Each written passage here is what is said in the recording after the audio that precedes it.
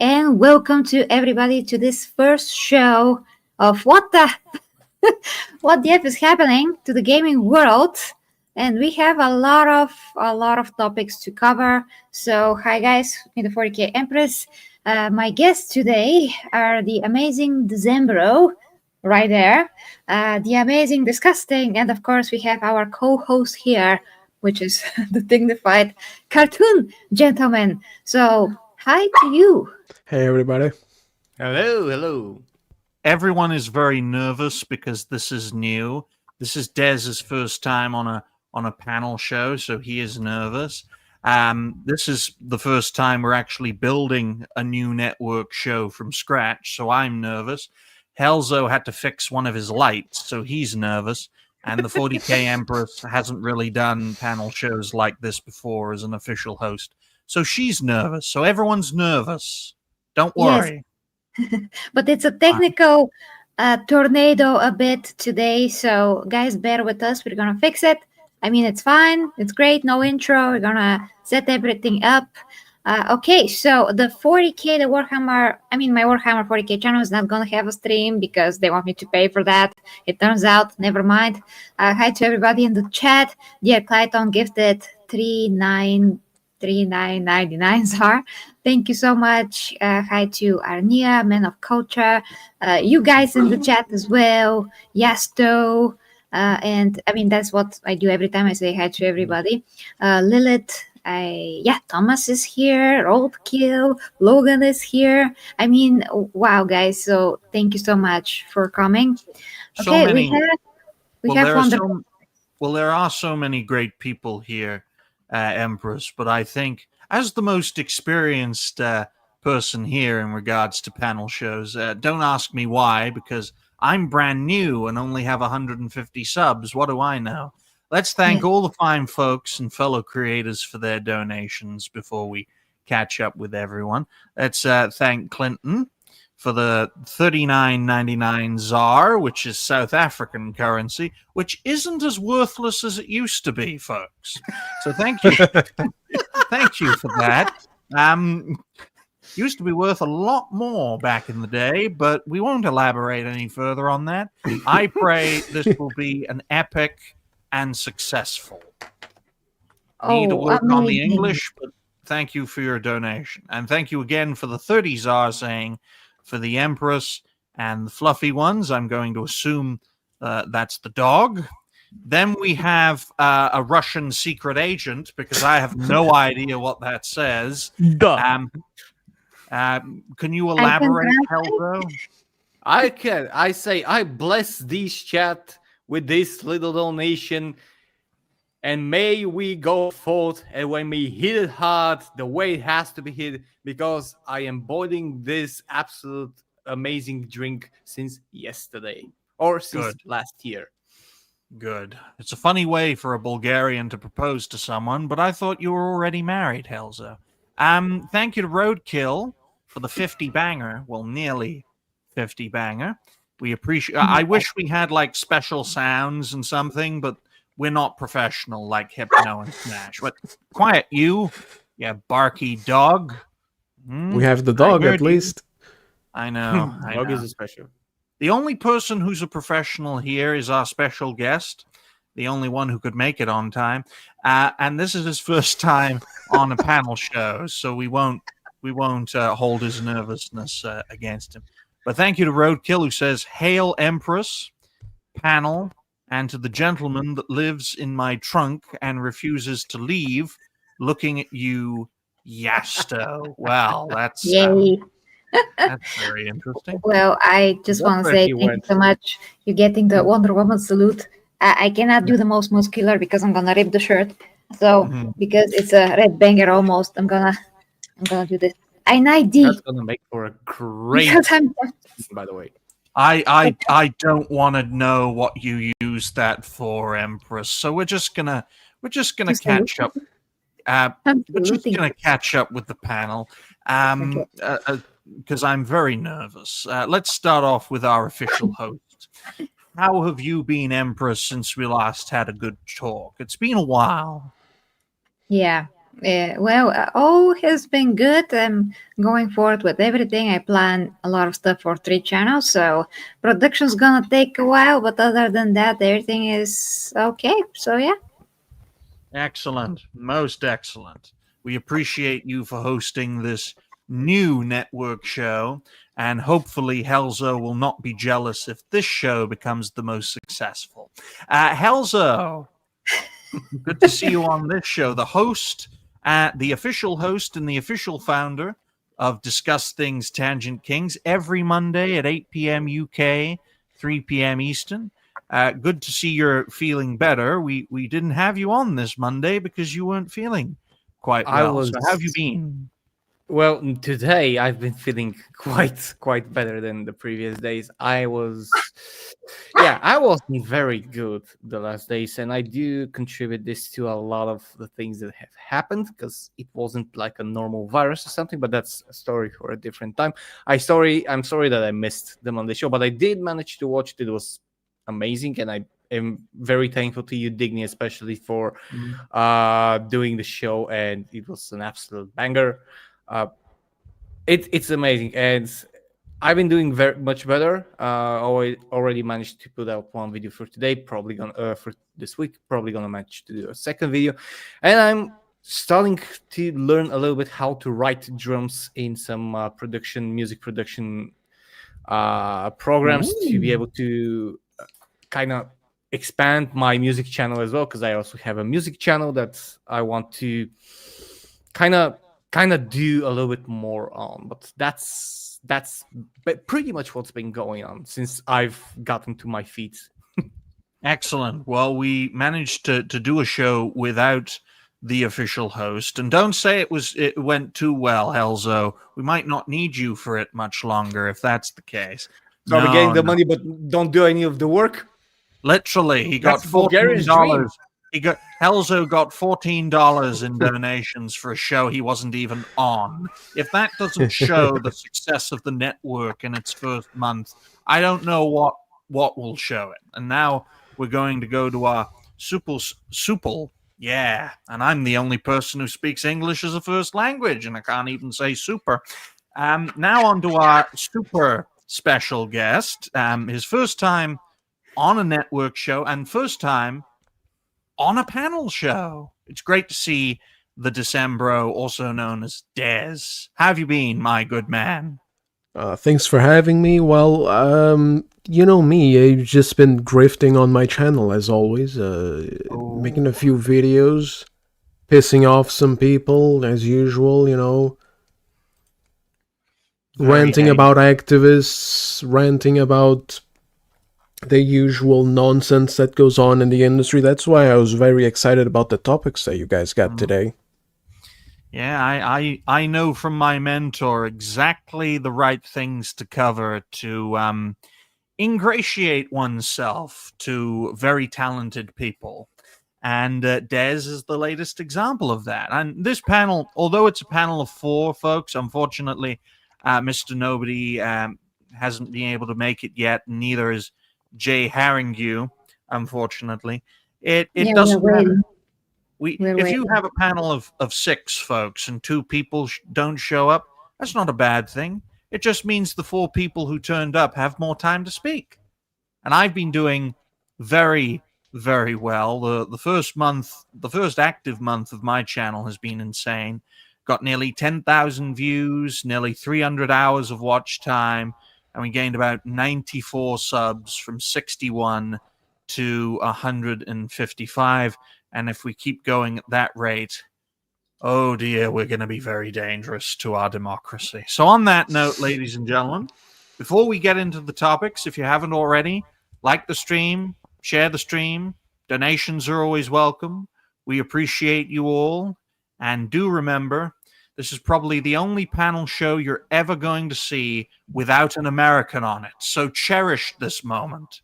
Cherish this moment where we don't have to listen to a black guy with a cowboy hat on or some middle-aged Californian who's getting sued. So on that note... You gotta love the humor, guys. You gotta love the humor. So, remember, this is a very funny guy that's next to me. and he always has the best things to say. Is So that your pet or your meal? my meal. What?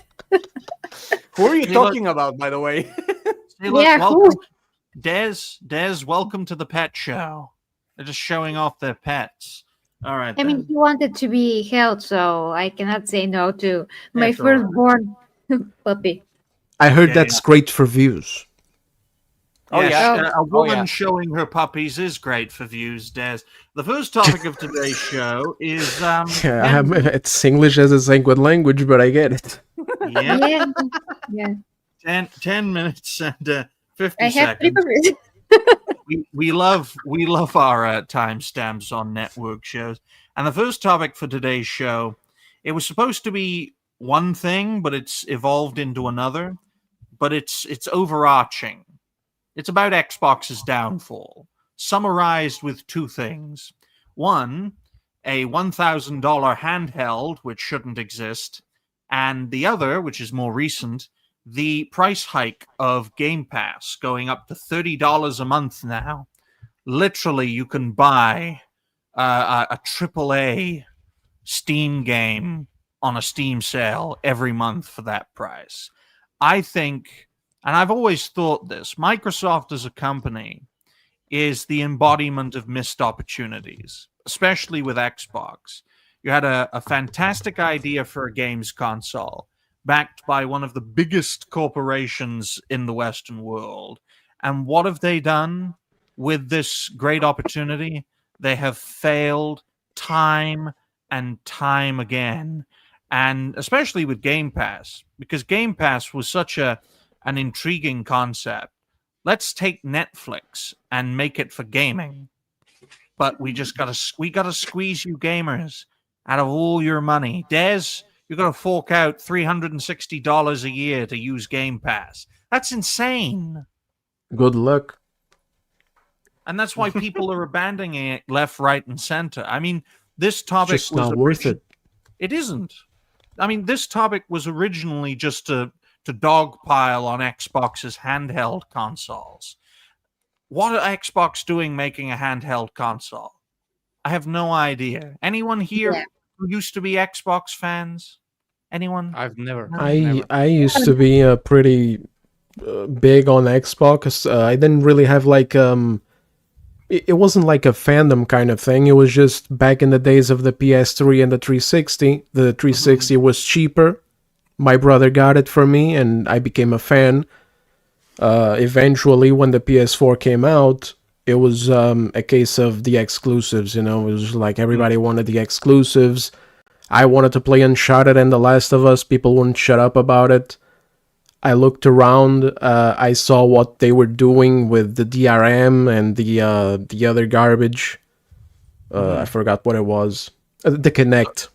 So And you so I left- just jumped out. Yeah. Yeah, you left Xbox when everyone else did back in 2013, which means you're not a young man, Des. We'll add that to your file. But I'm just going to share my screen real quick to give you guys a bit of context for this topic.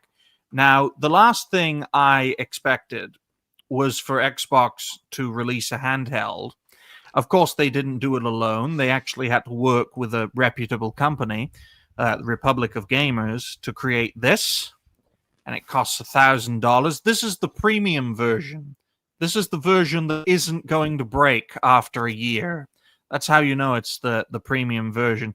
And this comes from IGN, which is a wretched company, but they're a good news source for all things entertainment. Apparently, the base model of this, which is going to be white, is going to be $600, and the big black edition is going to be $1,000, which just goes to show where Microsoft is heading. And I'm just thinking to myself, who would buy this when a Steam Deck exists? Exactly. I have no idea. I mean, I have no interest in any handhelds in general. And yes, my last Xbox was 360, like I don't know, 13 years ago. I have no idea. And even back then, the 360, although it was a very good console in terms of experience, really didn't offer anything better than what PlayStation had. PlayStation had the best games like God of War, Uncharted, and so on. And PlayStation, not PlayStation, Xbox had nothing that is that special. I mean, Gears of War is okay, but everything is like in the middle. Like even Halo for me is pretty in the middle. It's not something that great to buy a console for. So it just gathered dust at some point, and I just sold it. I left my PS3, and then I sold the PS3 for a PS4, and so on. And I usually am not the type of a person who's gonna go and play games anywhere on the go. So for me, that's, I mean, I'm not the audience for this. But in general, like you said, if you are the audience for this, you're going to go and buy the freaking Steam Deck because it's kind of like the full package. And this is like what, I mean, it's super expensive, and I don't know, it's just not appealing at all. I just don't get why would anybody choose this over the Steam Deck. Well, I would have been in favor of it if Xbox had worked with the Republic of Gamers to make a console, because I think that would have been an impressive console, especially if it was a cost-effective one. But the last thing I ever expected Xbox to do was to make a handheld, because they've never made one before. It's completely out of left field. It's not something a company like Microsoft should be doing, because they have no prior experience with it, as all the pets come back to steal the attention we're trying to build from this topic. But even more egregious than that, folks, was the price increase of Game Pass, which is now at $30 a month. And there are different tiers. There's Essential, Premium, and Ultimate, in order to try and justify, we're increasing the price of this, but we're adding new tiers which are cost-effective, folks. New tiers. We're not trying to gouge you for every penny you have because we're a poisonous multi-billion-dollar corporation. No, we're doing this for gamers. What do you guys think of that? Let's ask Des. I mean, what are the tiers, by the way? I'll show you right here. I was trying to stall for time. Essential, Premium, and Ultimate? Yep. Oh, Just so like when I saw this, I actually thought that they were the same tiers where they had the Game Pass Core, which they'd renamed for no reason. It was just Xbox Live, then regular Game Pass, and then the Ultimate. Apparently now they have a new a new tier system. No. You're absolutely right. They renamed them. Like Premium is the previous standard. Oh, so Essential is like the core, but they maybe add a game library, kind of like PlayStation did the same thing with the when they increased the prices of the PlayStation Plus, they went ahead and did a few tiers. They changed the name of the basic PlayStation Plus, PlayStation Plus Essential, had a few games there, but it's just who the like this the amount of money that you're paying right now if you want Ultimate, and everybody wants Ultimate because it's the one that has everything. You want to play as many games as possible. You want to get the number one thing of value that they always say that the Xbox has, which is the games come out, the exclusives, and they're immediately day one there. I mean, sometimes it's like a terrorist threat or something, because you're like, who wants to play Avowed day one? I don't know who the fuck wants to play Avowed day one. But I did. Yeah, I did too, and I regret it. But, I'm probably the only person in the world who liked playing Avowed, because I wanted to actually have Garrus Vakarian back in my party again. It's like, why are you a green alien now, Garrus? We can explain that later. Yeah. But looking at this, folks, when you look at the propaganda, because this is clearly... Jay came. I just want to say that Jay came. What? Jay is here. Jay. Oh, hello, Jay. How you doing, buddy? Jay. Hey, Jay. Hey, Jay. Might want to repeat yourself. Can you hear me okay? Yes. Yeah. Yes. Nice. Hello, everyone. How are you doing? This is Jay. well. He's a fine fellow creator. He has no idea about anything pop culture related, but he is the ultimate neutral normie perspective, which we like having on network shows. My mentor and Jay did quite a few collaborations, a few years back, and we all had a whale of a time. So, Jay, this is Game Pass Reborn, as it were. There are 3 tiers, and the highest tier is now $30 a month. Amazing. I'm on the So what cheapest is- one. Yeah, I don't know how much it is. It just comes out of my account every month. Oh my goodness! Well, the cheapest one now is $9.99. This is in dollars, and it's called the Essential Package. So you get 50 games, you get unlimited cloud gaming, you get online console multiplayer, and that's about it. Okay. What do you get for the others? Well, for the Ultimate, which everyone's complaining about, because that's the one that's getting the biggest price rise, you get all these games for about a month. Because it's like Netflix. It's a glorified rental. It's if Blockbuster did gaming. You also get access to Ubisoft Plus and EA Play and those sorts of things. But once this new system debuted for Xbox, lots of people have just decided to cancel. Because How much is the top one? How much is Ultimate? $30 a month. Yeah, I'd want a hand job for that every month. that is a joke. It's funny Nah. you should say that. No, I'm not going to pursue that line of thought because this is a new show and we want to foment a more positive community for this network, unlike the previous community that blew itself up. And none of us were Muslim, which is... Oh my God! I You see should write you haven't those changed, down. Wow. distinguished cartoon gentleman. I It's wonder what dignified. happened. Dignified. sorry. Nothing happened. Nothing happened at all. This is all, yeah. 11. There or is no 12 war in Basing Say. Exactly.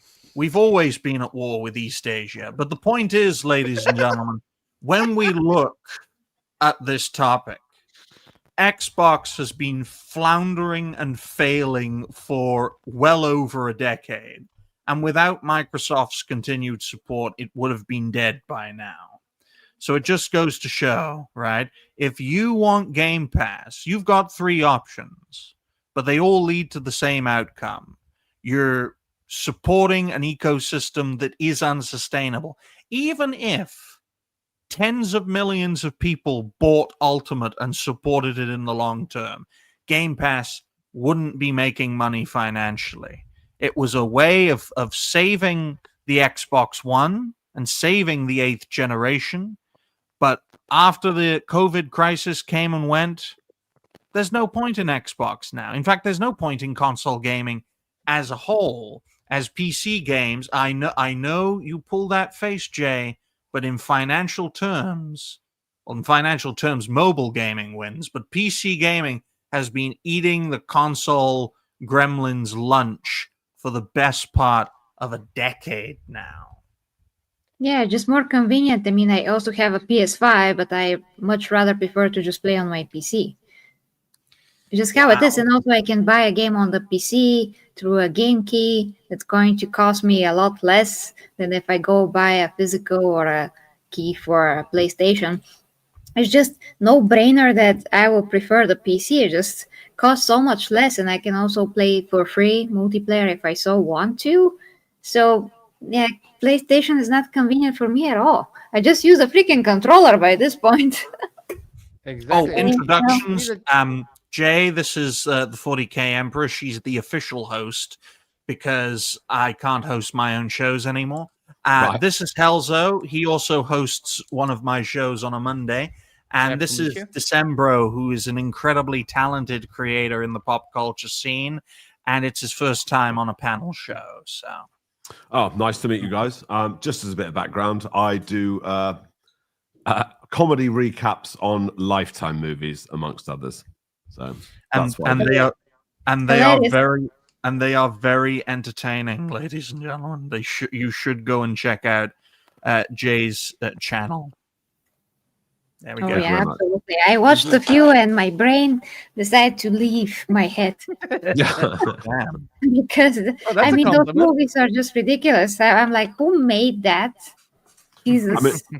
Lifetime is a different level, but it is outside of the realms of like what you get with Hollywood now. So it's like stepping into the past, but it's stepping into a ridiculous past where nothing makes sense. So it's good fun. Somebody was very high. Wow, wow, writing the script and then wow, picking the actors and wow, filming and all the way through the whole production, everybody were high. Yeah, Well, madness. one thing that's great about Lifetime films is that none of them have to have DEI requirements, right? That's the great thing about those kinds of films, right? Wokeness isn't even an issue because they're already shit anyway. All right then. What else? yeah. What else? There is another source I wanted to bring up because I think it's very important to get a personal perspective with this Game Pass price hike from a real Xbox loyalist, an Xbot, so to speak. You don't get many of those anymore, and you haven't for the best part of a decade. But this is courtesy of Dark Savior, who is somehow white. At least his cartoon is. So that's a very interesting name. Quote, woke up and saw the Xbox Game Pass price hike. As someone who has been a Gold/Game Pass subscriber for 18 years, boy, are you brainwashed. This is honestly a shit move. Trying to justify the price hike by adding 2 subscription services to the plan, one I have never used, is insanity. And you have he's one of the black comics with the other guy. I forgot his name. I think he's half white. KMPO. Yeah. So yeah, it is a horrible idea, folks. And I can't believe anyone has been an Xbox supporter for nearly 20 years. This guy must have bought a Xbox One on day one. Poor guy. Poor guy. I mean, I want to touch on both things for the handheld and for the subscription services. Sure. The reason why consoles first got popular, especially the PlayStation and the Xbox, which got emerged and were a long time the only 2 contenders for the console wars, is because before they were cheap enough to content and to provide you with what you need for a cheaper price than the PC, because PCs used to be much more expensive. For like, if you need to get a good gaming PC in 2005, 2008, you need to scourge at least $2,000-$3,000, at least. And yeah, you can do stuff on the PC, but back then, by the way, one more thing. Programs, like if you try to run an editing program or a music program or a movie making program or something like that and be a gaming PC, it didn't always work out the best with the current technology that you had. So you had cheap consoles like $300, $350 that provided you with good exclusive by the way. At the time, those exclusives were promoted well and they were cool. You had Uncharted, you had a lot of the God of War, you had a lot of good games that were console exclusives, and they pumped out good exclusives. Now the PS5 is what, $600? Was it? Yep, around that figure. In fact, the prices have gone up as the generation has gone on. Exactly. For $700, okay, add another $700. You have $1,400 that you can buy a very decent gaming PC. Trust me, a very decent gaming PC right now that you can do a lot more stuff. Then you have the game issue. You don't have good exclusives anymore. You don't have, especially this year. What console exclusives do you have this year that can beat something like Expedition 33, for instance? Ghost of Yotei. Even like yeah, it's gonna beat itself off, but it's not gonna beat anything. That's why they're not gonna say any numbers, in my opinion. Come on, don't you want to play as a lesbian samurai in ancient Japan? I'm gonna be completely honest. When I first saw the first trailer, before all the drama shit started coming out, I was actually intrigued because it looked good. I didn't have that much issue with female protagonist on that sort. if they did a good story, and they could have gotten a good story. It might be a good story, but this game in itself is poisoned by the controversy. Even if the game is good, even if the game, now that people are starting to play it, even if it turns out to be good, this game is done, and we're gonna talk about it later. But back to the handheld device. You don't need a handheld device. We already know that handheld consoles reduce quality of the gaming, they reduce graphic, they reduce performance on every game. What are you gonna play on a handheld console, and where are you gonna play it? We have phones, we have stuff. We want to sit in front of big monitors, be comfortable in a good chair, and play our favorite game. We don't want to ride the train and play Call of Duty or something like that. Nobody wants to do that. I mean, there is no reason that they're too late for a handheld console, and they're absolutely stupid to raise any prices and do whatever they're doing, because it's too late. Nobody wants it anymore, and very few wanted it before anyways. Yeah. Exactly. We're looking at a situation, folks, where if Xbox doesn't transition into essentially being a software-based system, it's not going to have a future. That's why I think the best thing Xbox can do, the best thing Microsoft can do, is collaborate with a group like Steam. Although, knowing Microsoft, they'll probably pick Epic because let's fuck up. Let's look at the thing that we Yes. should do, and then do the opposite of it, because that's what Microsoft has done for 30 years. Remember Yeah, they- Windows 8? Huh? What a fantastic system that was. Let's turn everything into a touch screen. But looking at it, I am of the view that Game Pass is just going to bleed out. It's going to lose supporters. And it'll be just like with Disney Plus. As they lose supporters, they'll increase the prices. Then they'll lose supporters. Then they'll try and bundle it with other things like a free trial, free this, free that for 3 months, 6 months, a year's free trial, and then they've got you for a decade. That sort of thing. And once people realize that, they can walk away. They can get a nice gaming PC. I think the best ones that have a balanced budget are about $500. So they're even cheaper than the PS5 and the Xbox Series. And I think that is the way to go. Of course, mobile gaming's going to win in the end, guys, because that's where all the money is. Well, okay, so I would just add to this that basically, from my observation through all of those years since I quit Xbox, I mean, since I sold it and all of that, it just, I mean, Xbox just has gotten way more useless than I could ever imagine.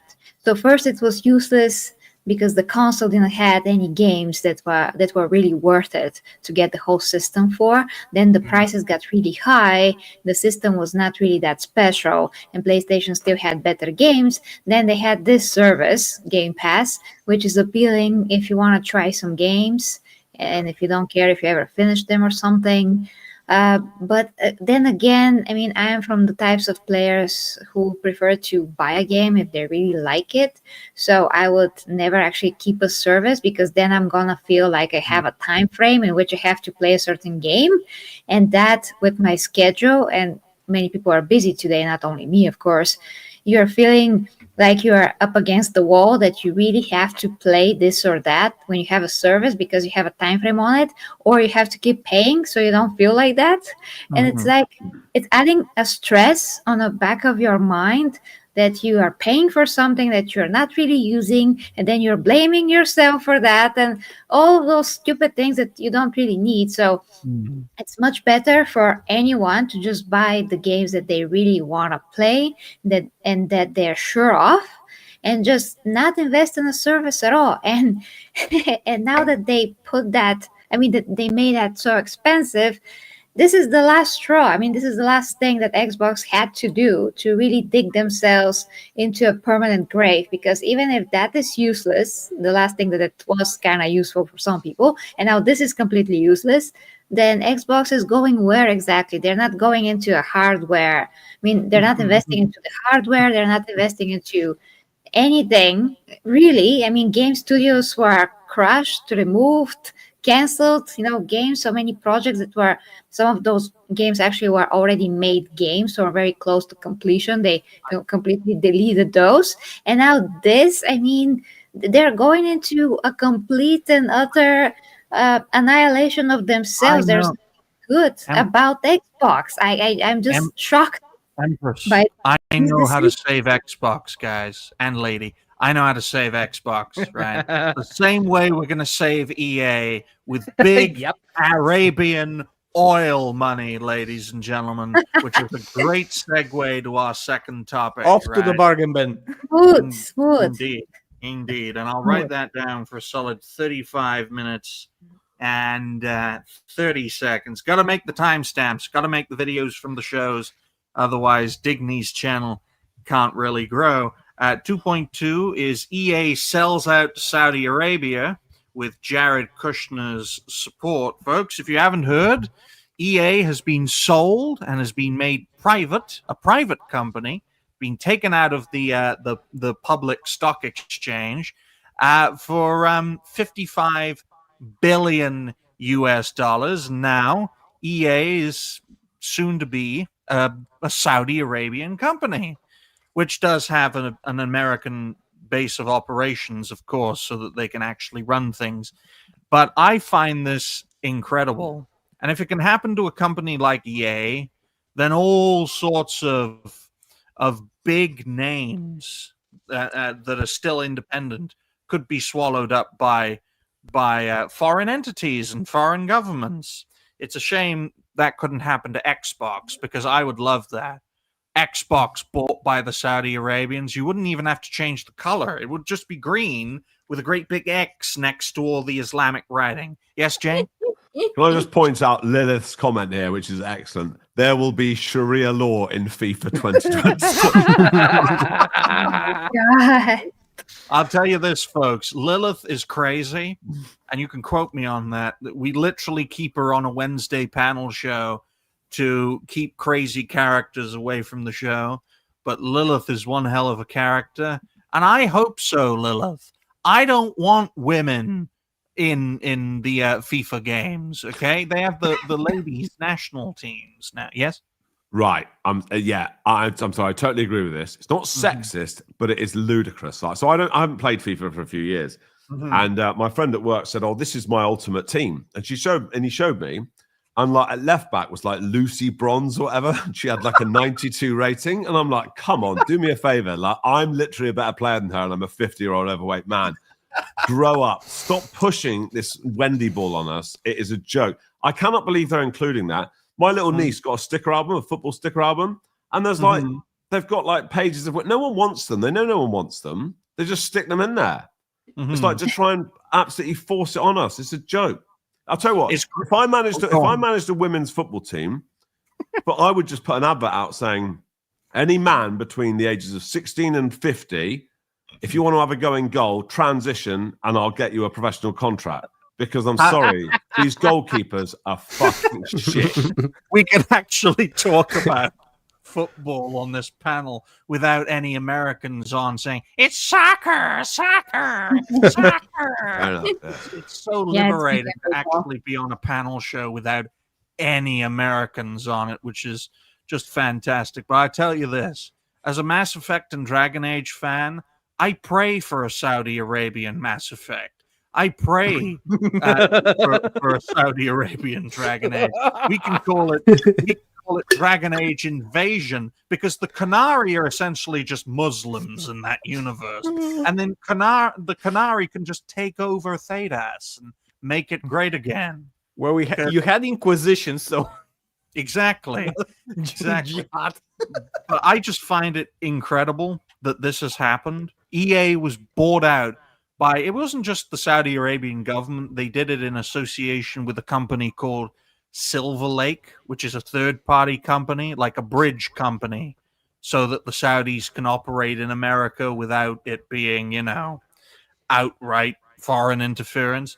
And apparently Jared Kushner, who is President Trump's son-in-law, helped to arrange the agreement. So he has a stake in this as well. A lot of people have called this out as, oh no, this is a bad thing. the Saudis have bought EA. It's like, dudes, ladies, EA is the devil of gaming. Go on, Jay. Aren't the Saudis are going to put a stop to this sort of shit I was talking about, though, aren't they? They've got no interest in women wearing shorts or anything like that, or learning, or do you know what I mean, anything like that. They're going to have them straight off. Get out. No, men only. This is Saudi Arabia now. So no pride stuff, no gay stuff in Mass Effect or Dragon Age anymore. Get out. Because the Saudis, and this is true of all Arabians, folks, is that when they invest into something, a part of them goes into that investment. And of course, they want to make a profit, but they see what works. And when they look through EA's recent history of their recent projects bombing, especially recent companies like BioWare, for example, the Saudis may just decide we're just going to wipe out BioWare, right? Because all of your projects are lame and gay, okay? And we don't want that. We want successful projects, and we want to monetize them too. So I think on the plus side, we're going to get rid of all of this agenda nonsense at EA. But the minus side is you're going to see a lot of monetization. So you're not going to see the end of Ultimate Team, folks. You're just going to see the end of women's football in the Ultimate Team packs. And I think this this post is a great example of the mindset that I agree with, and that comes courtesy of Mick J Plays, and I muted it for some reason. I don't need to mute it. There it is, courtesy of Mick. Just to provide some context, folks, because we all need appropriate context. I'm not CNN or MSNBC. So EA just got bought out by the Saudis, Silver Lake, and Jared Kushner. And there's a few things that were pointed out. The social messaging will be gone. Predatory monetization will go through the roof. And if you guys want to ingratiate yourself with people, you just point out that EA is bad. It's not that difficult because they always have been. Say what you want about hardline Islamists. They're not interested in women's football. So. Exactly. I'll tell you this. Go on, I'm Elsa. not sure what's gonna happen. I mean, I'm conflicted on this because wokeness is gonna be going away, but I have no idea what else are they going to do. It's not going to be that great. I guarantee you, if the Saudis buy a network show, we're putting you in a burqa. Helzo, what were you going to say? What? Absolutely no. I'm going to wage war on you, like right away about that. Righteous wars, holy wars. Look, I think first of all, two things are possible with this. First of all, most probably all the woke shit is going away, which is good. The second thing has two stipulations. Either they're going to do this basically the same thing that EA has been doing and insert their own ideology and their people's ideology into games one way or another, which is not going to be great. Or they will be smart about it because they just spent $55 freaking billion on it, basically more than the GDP of a lot of smaller countries. So if they're smart about it, they're just going to go, all right, listen, guys, we want to make money again off of this. We know EA used to be profitable. Let's make money. Let's see what the people who used to buy our games and our products want. Let's do research. Let's pay $1 billion because we have those oil money and do research. And they're going to see that gamers want simple things. We want to escape. We want to escape from the real world when we play a game. We want to have interesting stories, interesting characters. Especially, man, we like attractive women in games. That's why Stellar Blade is one of the many things that Stellar Blade was so popular. Is that we don't want any ideology. I mean, not only the woke ideology. We don't want extremist ideology as well. We wouldn't want burkas and stuff like that as well. So if they're smart, if they're smart, they're gonna make actual smart decisions. They're gonna actually have gamers to listen to, the people who actually open their wallets for their games and buy them, and they're gonna possibly revive some of the franchise. And I am actually very maybe stupidly optimistic that if things go in the best way possible, they're gonna delay, let's say, Mass Effect a little bit more, and it's gonna come out great. That's might be wishful thinking, but I'm a huge Mass Effect fan, and if they're smart, they're gonna be able to, because Mass Effect has the potential to coming back as something absolutely amazing. But just at the current state, we don't see it happening. Just like we don't see it with The Witcher, we don't see it with any sequel that is upcoming for any of the games, because all of them have adopted the stupid messaging. Well, I'll tell you this: you know you're desperate when you're asking the Saudis for help. Dez has been a bit quiet. No. I'm not asking the Saudis for help or anyone. Like whoever's asking the Saudis for help. Like, I mean, yeah, Well, they're desperate in your opinion. Well, I Helzo, don't know. we're I'm getting concerned. So we'll we're- see. I'm genuinely concerned about this because maybe from one bad thing to another, we'll see. But yeah, December hasn't said anything. So December, what do you think? because Dez I've been working on a video in regards to this, and I think that some of the things that I don't think we're going to see that much. Like, obviously they want money, so they're, but then again, you have to think about, in general, people just make stupid decisions when they're ahead of these companies. I mean, we were just talking about Xbox. What would be the smart decision for Game Pass and for them to move forward? They're not going to make those decisions. They're going to probably, like you said, Digny, if they were to do a partnership for PC, they would go to Epic because they're stupid. So with this thing here, I think that when it comes to the hardline ideological stuff, they're definitely going to have some things that they're going to crack down on. I don't think levels of cringe like Veilguard are going to be possible anymore. Hopefully, at least. But like, when you think about how they make these games, these studios have so many activists working in there, and they've been there for so long that the culture inside of the very studios themselves has changed. So when you're talking about removing all of it, you'd probably have to get rid of, hundreds of developers or something. And I don't think that they're going to be restructuring to that level. So it's very interesting to see how are they going to proceed with this, if they really do have a sort of a mentality where they want to remove certain things. We know that it's very likely to happen because, they're going private now, so they don't have to do the whole ESG, DEI thing anymore to appeal to investors out there. So definitely a change is coming, but how much of a change, I don't know. It's actually kind of a really cool testing area to see, because so many other studios need to get rid of the activism in there, but it's so difficult to get rid of it without just upending the entire studios. Well, that's the thing people need to realize. If you're gonna cut the cancer out of your company, well, you're gonna have to cut it out, or it's going to destroy you.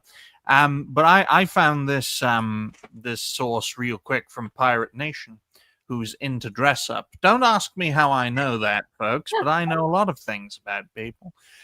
Quote, former BioWare lead writer reads the runes, all mystical, on EA Saudi deal and speculates that guns and football are in, gay stuff is out, and the venerable RPG studio, that's BioWare, may be for the chop. Now, EA has had a history, folks, of killing good companies. BioWare was once a good company.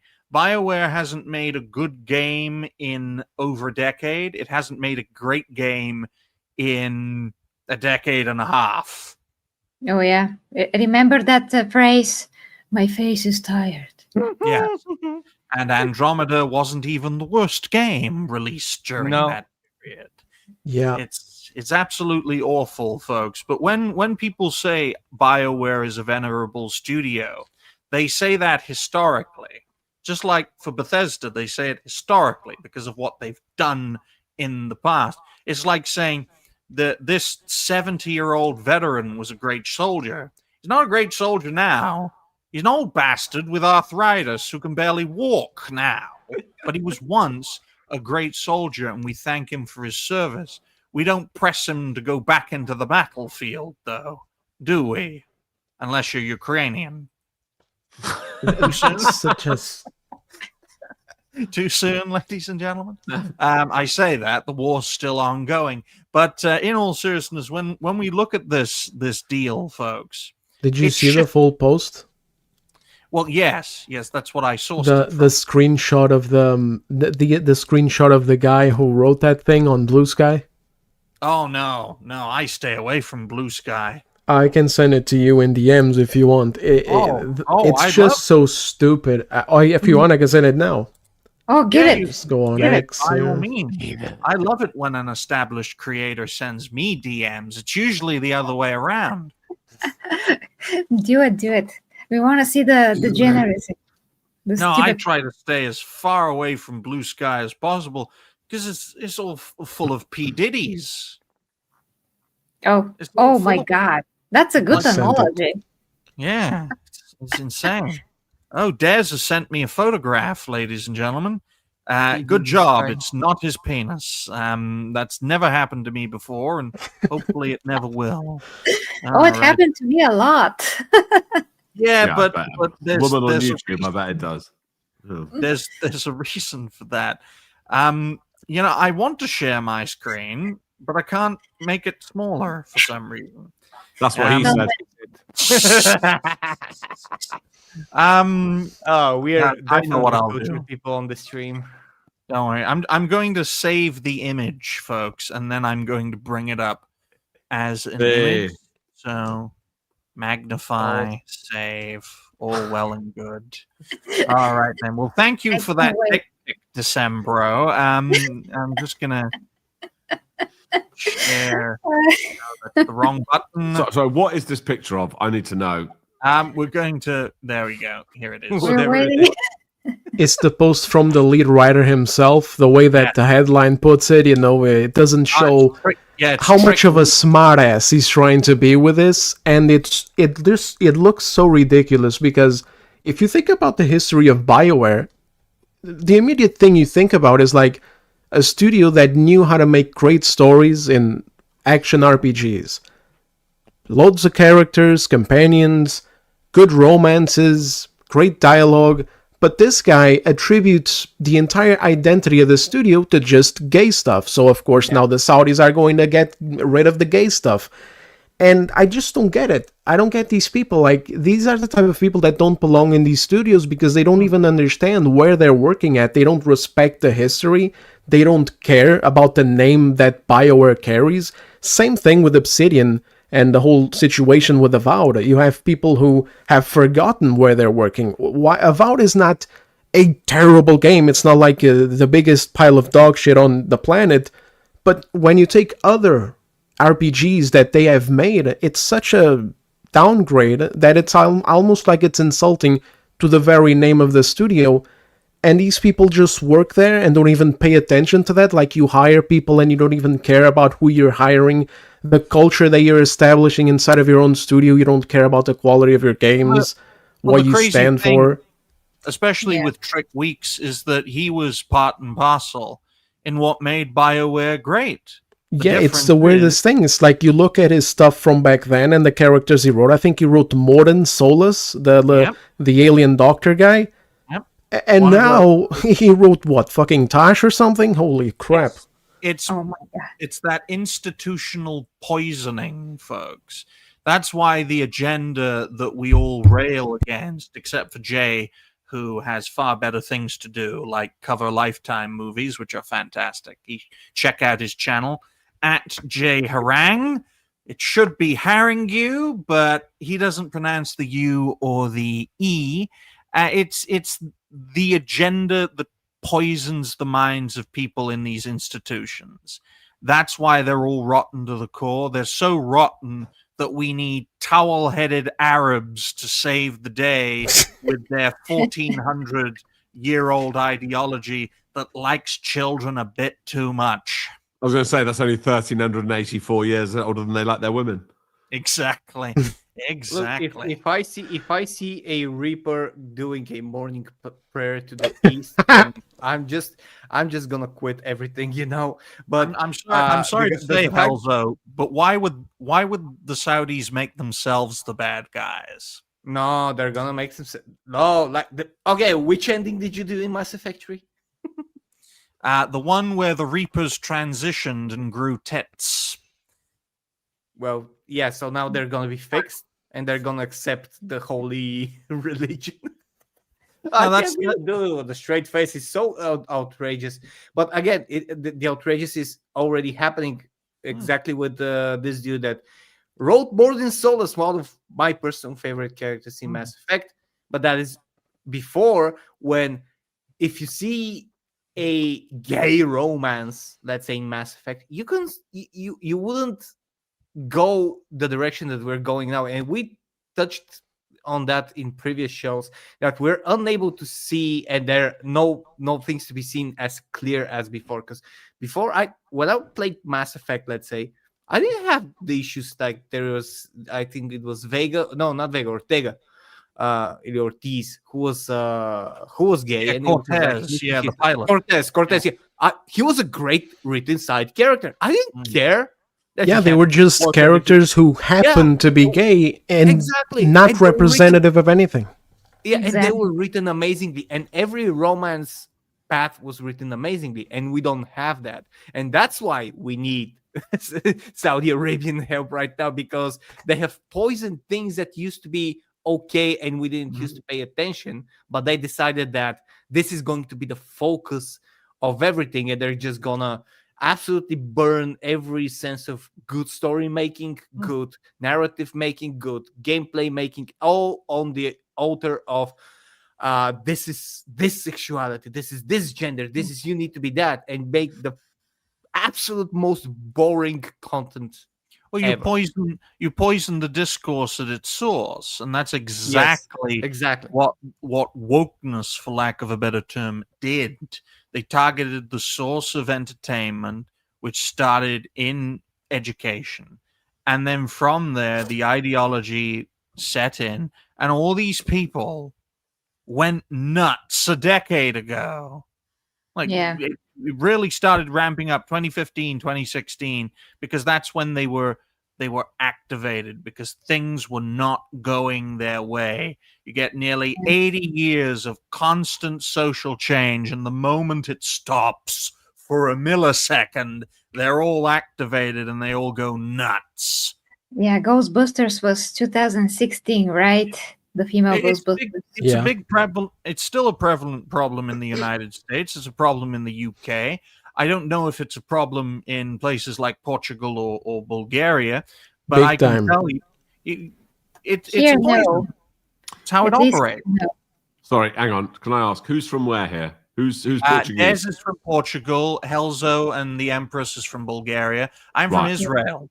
Whatever. I'm assuming it's not an issue in Bulgaria as much as it is, say, in Portugal. I'm expecting it's worse in the UK, and I expect it's now worse in the UK than it is in the US, because at least there's a turning point in the US. We still Yeah. haven't got it, and a lot of our, like, obviously our main TV station here is run by the government.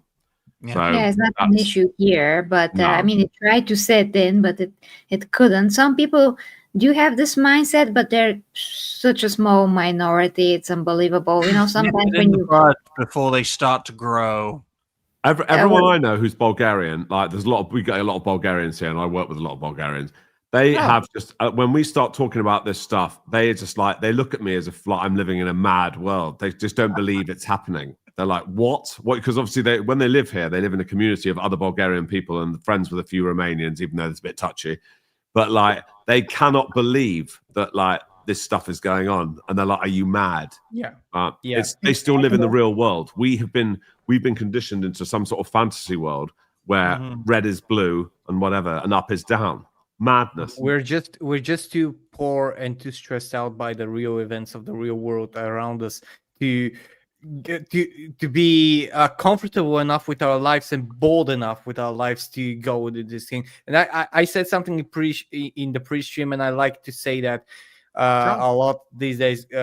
here in Bulgaria, we're like that. We don't care about the single letter words that are so offensive. We use them in our daily lives as descriptive terms, and that's because we don't get offended by words. Yeah. We're not the people who get offended by. We up until 35 years ago, we were always told and told and punished for what we say and what we think, and we were snitched upon by family members, by friends, and stuff like that. We had hair standards and stuff like that, and everything. And now we're just not. Let's say we're not advanced enough as the Western world to allow these things to be our problems. That's what I was We going to say. have So other- essentially, it's a case of It like you doesn't still enough. remember a time when this was not like you actually had real things to worry about, not who was what. Like, is Super Mario pansexual? So it's not something that Yes. normal people worry about. It's something that people invent to try and get like some sort of. It's honestly a joke, and nobody in any country outside, like I'd say, the Northern Europe or the United States and Canada has got time to worry about this utter tripe. It is a joke. Grow up, get out. Well, I can in tell Bulgaria, from the, we'll teach you in a couple of months. well, yeah, I can Okay. tell from, and this is why it's so important to get perspectives outside of the Western world, mainly the US and the UK, the Anglosphere, right? That's why I love interacting with, non-Anglo people, especially non-Americans. So liberating being on a panel with no American on. From the Bulgarian perspective, before 1990, it was, the Iron Curtain, and if you put a foot wrong, well, you won't have a foot anymore. With Portugal, it's a bit different. I know historically Britain and Portugal have been allies for many centuries, but Portugal's recent history, I think they were a dictatorship up until the 60s and 70s, and then transitioned into Yeah, a full 74. democracy. 1974, and it just goes to show that. And you did say, Des, that it was a big problem in your country. Has that manifested recently? Basically we I like actually love the analogy of like the worse off your country is, the more real shit you have to worry about, and so you don't do these things. We have very little to worry about sometimes. It's not that we're rich or anything, it's just that, I don't know, the food is good, the weather is good, and so we just don't care. Minimum wage, whatever pays the bills. But it's been getting worse now, and the thing is that we're being conditioned. I look at the stuff that my mom watches on TV, and it's got this woke stuff in it. I look at the news. The news are lying openly. Like I sometimes I'm sitting having dinner with my parents, that we're watching the news and there's some crap going on in America or the UK, and I'm looking at it, seeing a lie that I just saw debunked on X, and I'm telling them about it, and they're like, well, why is the news lying to us? Like, they don't even understand. Sorry. They don't even understand why this is happening. And so I tried to, explain it to them, but it's difficult. And so I see a lot of difficulty in how to move forward from here into a point where we wake up. But I do know that we are waking up a little bit more and more, because our right-wing party, which was usually always a joke throughout the years, has been getting more votes. It's just that we may not have that much time to make those votes count. It's like things are getting worse and worse. Elections are every 4 years or so. Change needs to happen. People need to wake up quicker. Before we Oh, get Jay's perspective, thank you to, how do you pronounce this name? Materian. Thank you It's to a Matt. Primark name. Thank you to Super Matt Mario? for No, Materian. That's from Warhammer 40k. He's my Primark, and Empress. He's a Primark. look, a tiny pussy. Thank you to Matt for the $5 donation, saying support for the Empress. We appreciate you, Matt. Thank you for your donation, and thank you Thank to you. everyone who is watching us live. Hopefully, you can all watch on the replay as well. Like the stream, share the stream. Donations are always welcome. Jay, your thoughts? No, I was going to pick up on something he said. Like, this is the thing about them doing this, right? The news lies to people all the time, obviously. And what I don't understand is that was fine in the early 90s, right? but they know we've all got the internet, right? They know that people are telling truth and showing the evidence on X, but they continue to do it. And the reason they continue to do it is because old people don't live on X. Old people don't live on YouTube, right? So they just watch the news, and they're the ones that vote. So Yep, still, and we have an aging population, which is a problem. Yeah, well, I mean, everyone has, because unfortunately, we're not letting people die. We're pumping ourselves full of. I mean, look, I'm pretty close. I'm nearly 50. I should be dead in 12 years, but thanks to modern medicine, I'm going to be a drain on all of your lives for the next 50. Not good. I mean, because everyone's going to be poorer, so that I can live in a wheelchair or bedridden for 30 years. It's an utter joke. Has anyone seen Logan's Run? That's what we need. We need to introduce that, but preferably to 60, not 30. Oh my gosh, this movie is brought up like for the third time in the span of 2 days to me. Everybody are like, watch Logan's Run, Gary. I'm like, have you seen it? No, I haven't, but everybody need to get on that. No doubt it'll be remade. Logan's Trans Run or something. Logan's High School Trans Runner. Well, there was a recent movie released. I think it was called Walk something, where if you stop walking, you die, and the only one who lives is the one who just keeps walking. It was an interesting concept, but should it be a film? I don't know. But it is good to get various perspectives on what's been going on, especially with the news that EA has been bought out by the Saudis. I think it's very interesting to point out that this poisonous agenda is a uniquely Anglo-American problem that requires a European solution. That's not just English, okay? There are things that the Portuguese can help with, things that the Bulgarians can help with. The forgotten people who are just ignored by the international world. And thank you to Matt again for the $10 donation. We appreciate you, Matt. Let's get you up. I'm never saying that. I'm never saying that again. Watch Logan's Run, Empress. Well, thank you for that, Matt. Okay. I'll do it. Logan and I are gonna get together and gonna watch it when he's free. Then, I mean, my Logan, that's my friend that we're doing videos with. That Logan, and we're gonna get together that movie called Logan's Run. Actually, I want to say something, Digny. Sure. I mean, something that I used to bring up in other streams, but it's, not everybody heard it. But it's important to note that before the freaking woke era, everything was diverse. And we had all kinds of movies with even gay people in it. But because everything had substance and it was written for a reason, I mean, certain characters, they actually contribute to the story. Nobody cared, and nobody were like, oh my gosh, a gay person, we're so against that. Nobody ever said a word. Even in our country, which we actually see one black person every 5 years sometimes.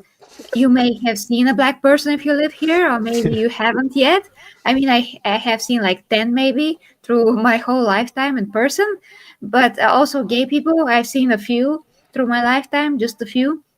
But nobody's like, oh, homes in Bulgaria?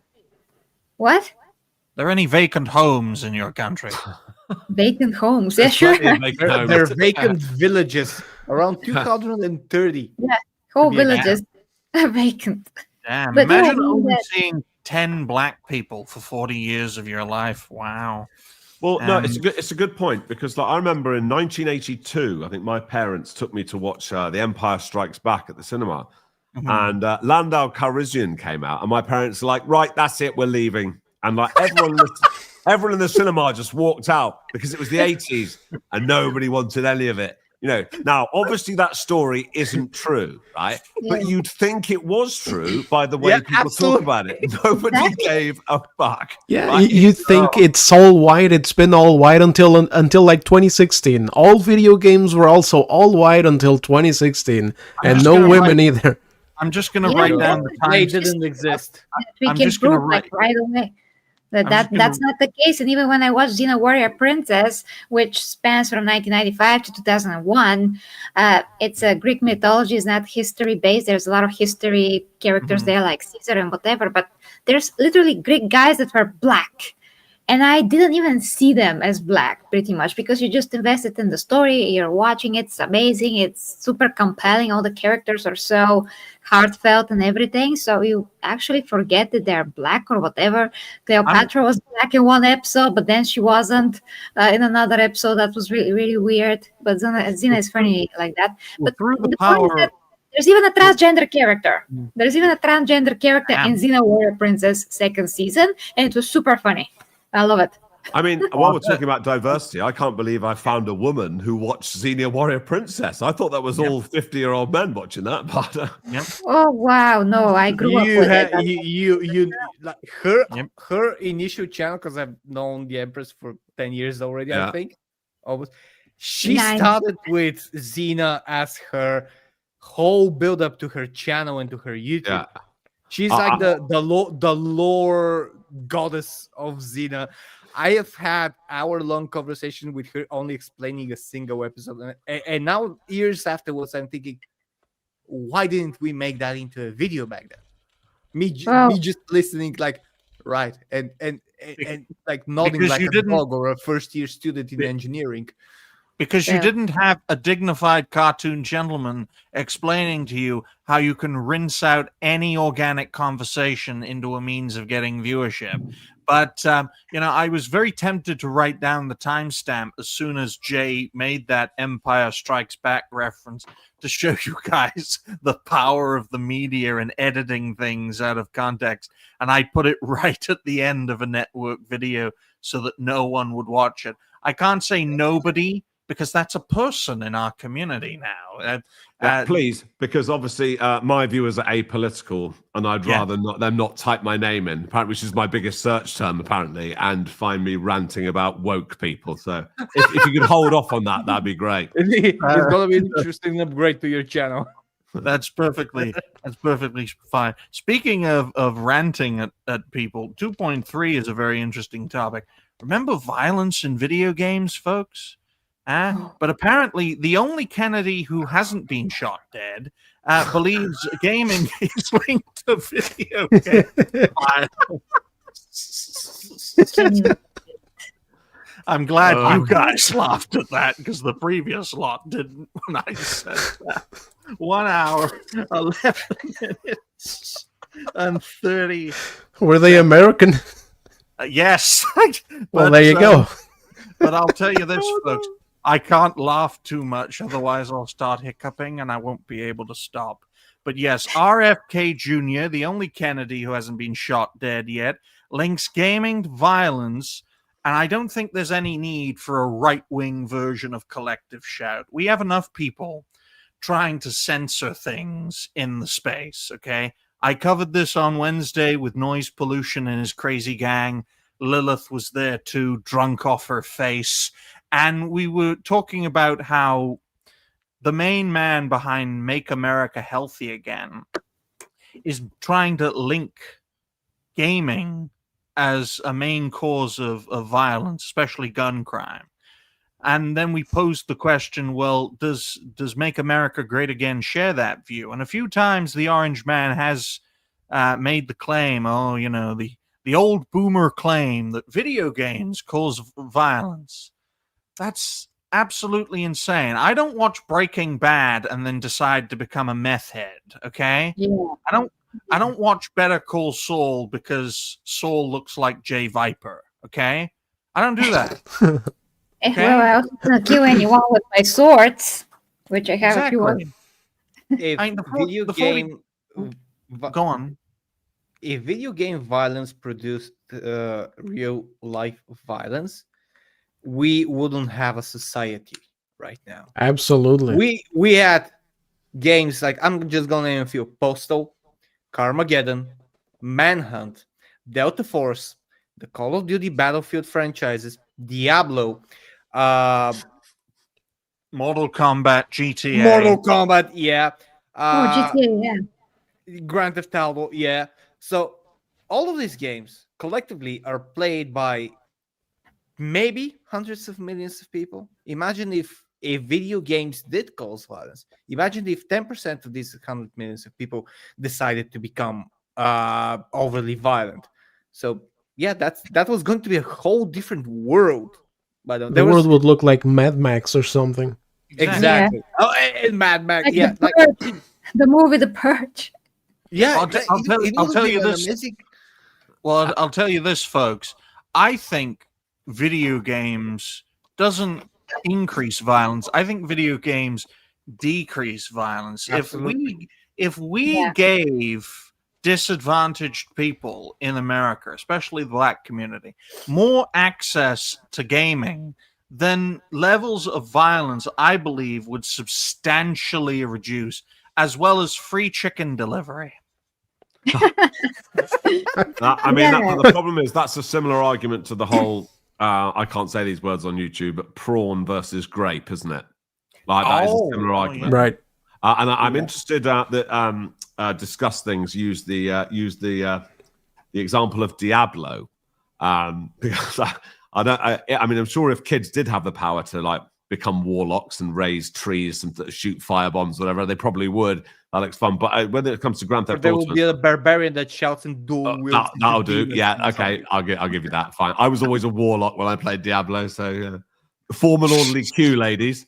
But yeah, no, it's a good point though. But that's a tough one when you start talking about would it reduce it because people will have people have an outlet. Do you see what I mean? Well, it is a very sensitive topic. That's why it's always brought up by folks who want to censor everything, especially the older generation. And sorry, boomers, you've been in power for too long.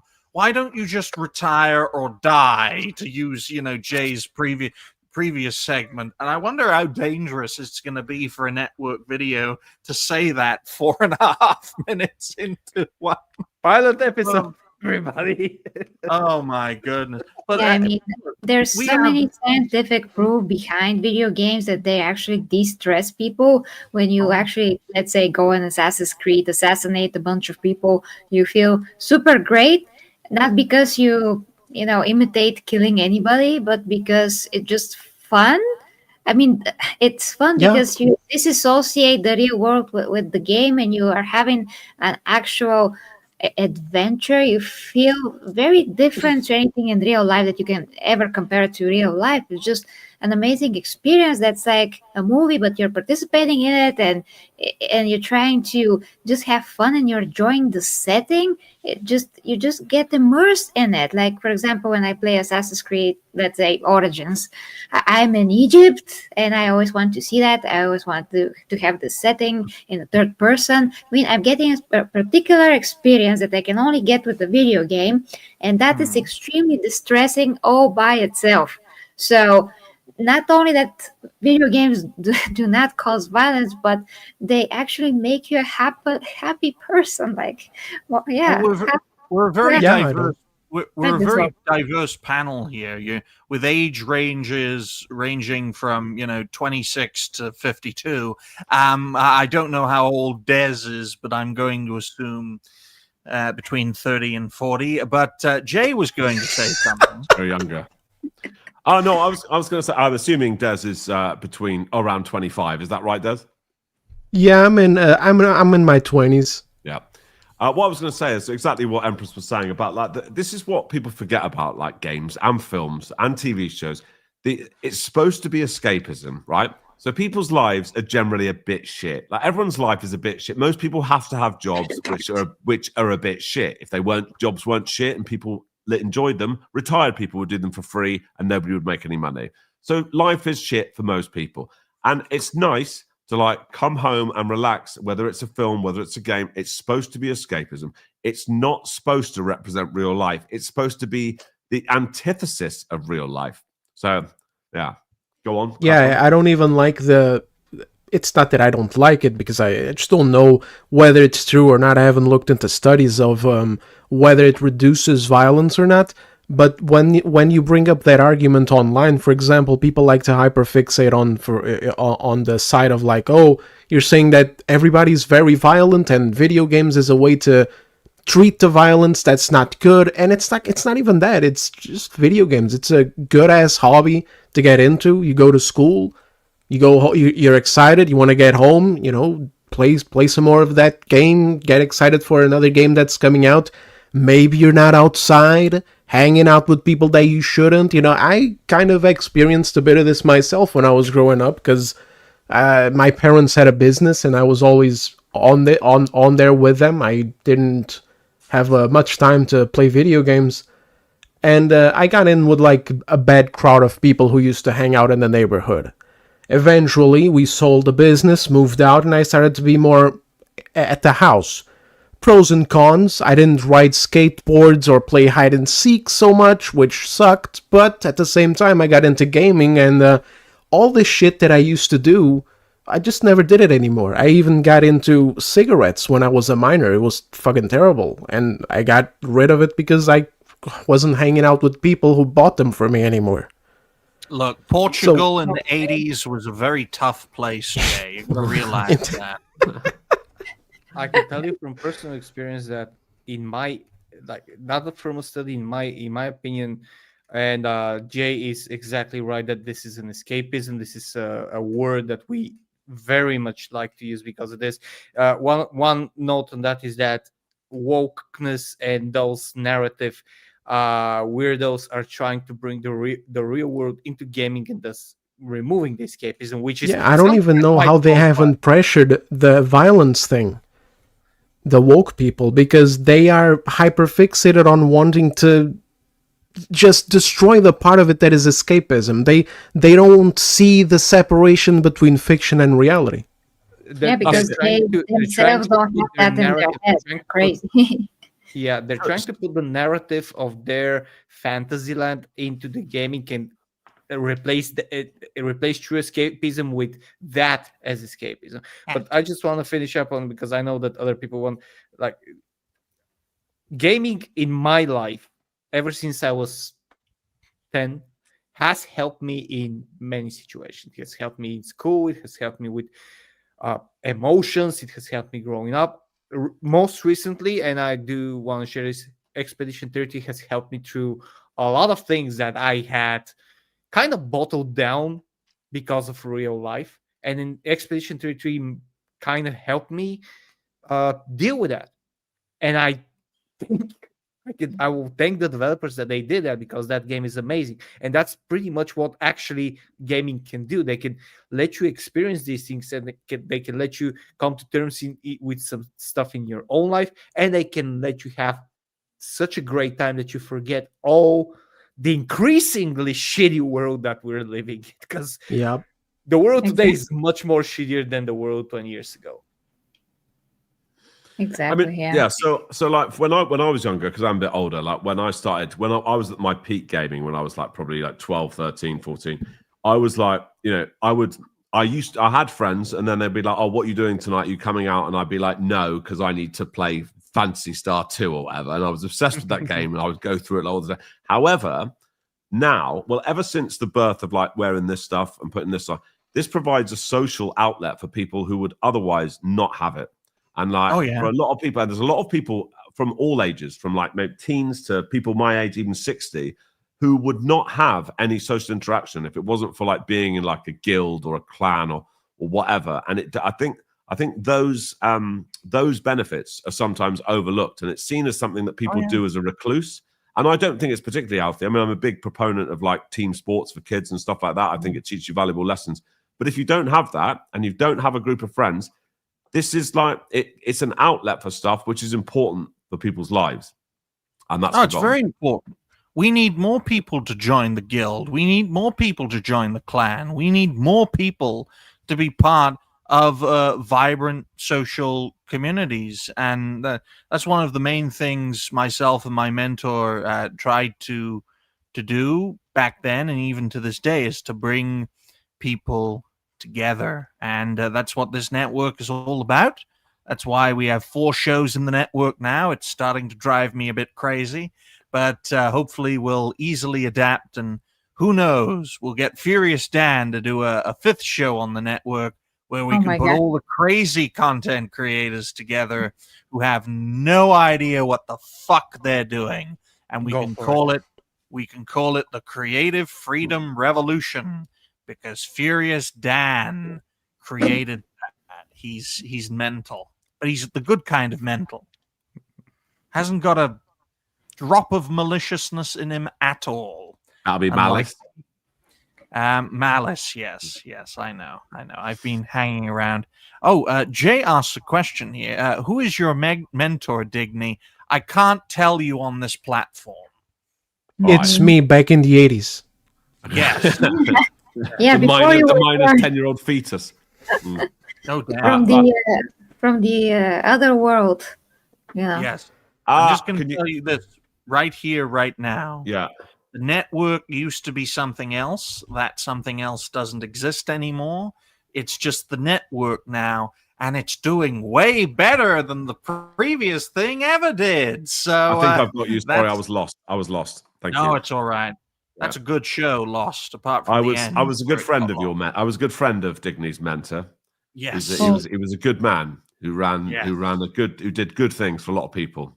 yes. And hopefully it's a shame that he is no longer with us, but Mhm. he is somewhat with us in spirit in the form of Digny. So Yes, Good. indeed. nice to meet you, Digny. Yes, nice to meet you, Jay. It's always good to meet new people. Yeah. Just to make one thing absolutely clear, folks, violence is not caused by video games. Violence is not caused by television.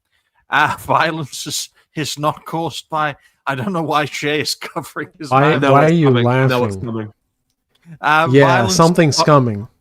Look, violence is not caused by watching something or playing something. Violence is caused by doing something, okay? And the kind of communities who do these things are very prevalent in certain Here we go. parts of society. There it is. Okay? They don't have televisions. They don't have game consoles. They can't afford these things. That's why they rob them and steal them and loot them. And they get pulled over by the police. And, All right, okay, I'm going to stop you there because I think soon there'll be another person with another mentor. Yeah. Right? Just Oh, just, Yeah, hold the that's horses. nothing. That's nothing. And ultimately, Oh, he's carrying ladies on. and gentlemen, the balloon goes up and the lights go out. Okay, RFK Jr., stop saying video games cause violence. Otherwise, I think there he will be knows no that. more Kennedys in politics. I think. I mean, Oh he shit! can't even speak like that guy. I watched the video. He can barely speak, but he's still somehow on that position. Perfectly. I think they know that. You know. I think they know perfectly fine. I think they just want to tax video games. Honestly. Look, yeah. guys, They want we got control. to take the mercury and the aluminum out of the vaccines. Okay, I am RFK Jr. And I can't That speak is normally. brilliant. That is Special incredible. guest RFK Jr. in the show. That is really good. Well done. Thank you. It's Digny killing my exposed. voice doing it, but thank you very much. Vote for me. Okay, next topic. We have 30 minutes. Yes, we have 30 minutes, and the next topic is a great topic, folks.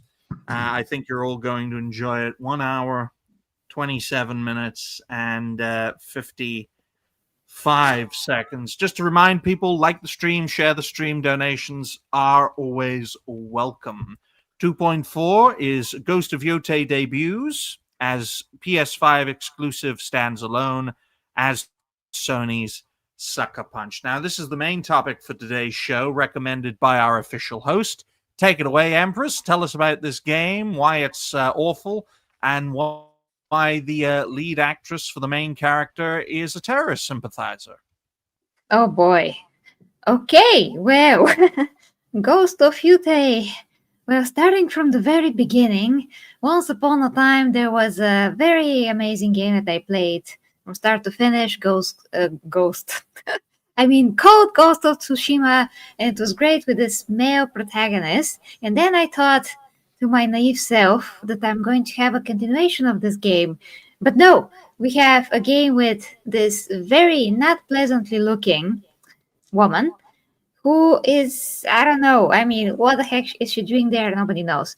But the point is that because they changed everything for absolutely no apparent reason, now this game's gonna flop and PlayStation is going to hurt its reputation what we talked about previously, that they had the best exclusive games, and now all of a sudden they're going to just put out slop, I guess.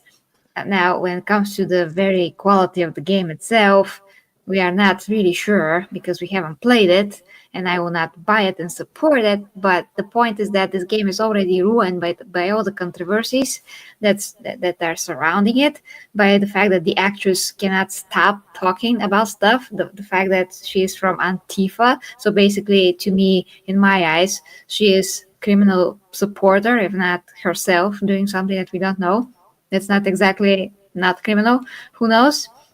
She's also out of shape, which is another topic because when I saw her just coming onto stage yesterday for the promotion of the game, she looked like what 20 kgs larger than her character in the game. She That's looked so. like one of the crones in Witcher 3. Yeah, you don't even put like a katana or whatever. You're gonna get Out of told off in the chat for making fun of people who can't help it. So, just saying. Guys, let's make one thing absolutely clear. Let's give Erika Ishii the North Korean diet and she'll be perfectly fine. Thank you, man, for a $2 donation. We appreciate you, my good man, in which you say the following. That was fucked up to make fun of his injury. Well, thank you for your donation, Matt. I didn't We know that appreciate he had an you. injury, actually. I just said that he couldn't even talk. I mean, not his raspy voice, though the way that he is talking, he's not like consistent with his speech. So I thought that he has some kind of an issue. I'm like, why is this guy even talking? I mean, it clearly is very hard for him. So I felt for him. I mean, Because he's Kennedy, and Kennedys don't give up. Capable of people on certain positions.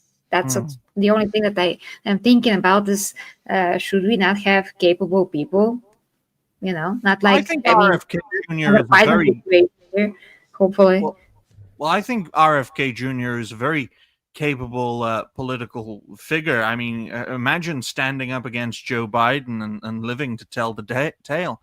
But to be completely open, honest, and transparent, Matt, because we do appreciate new people.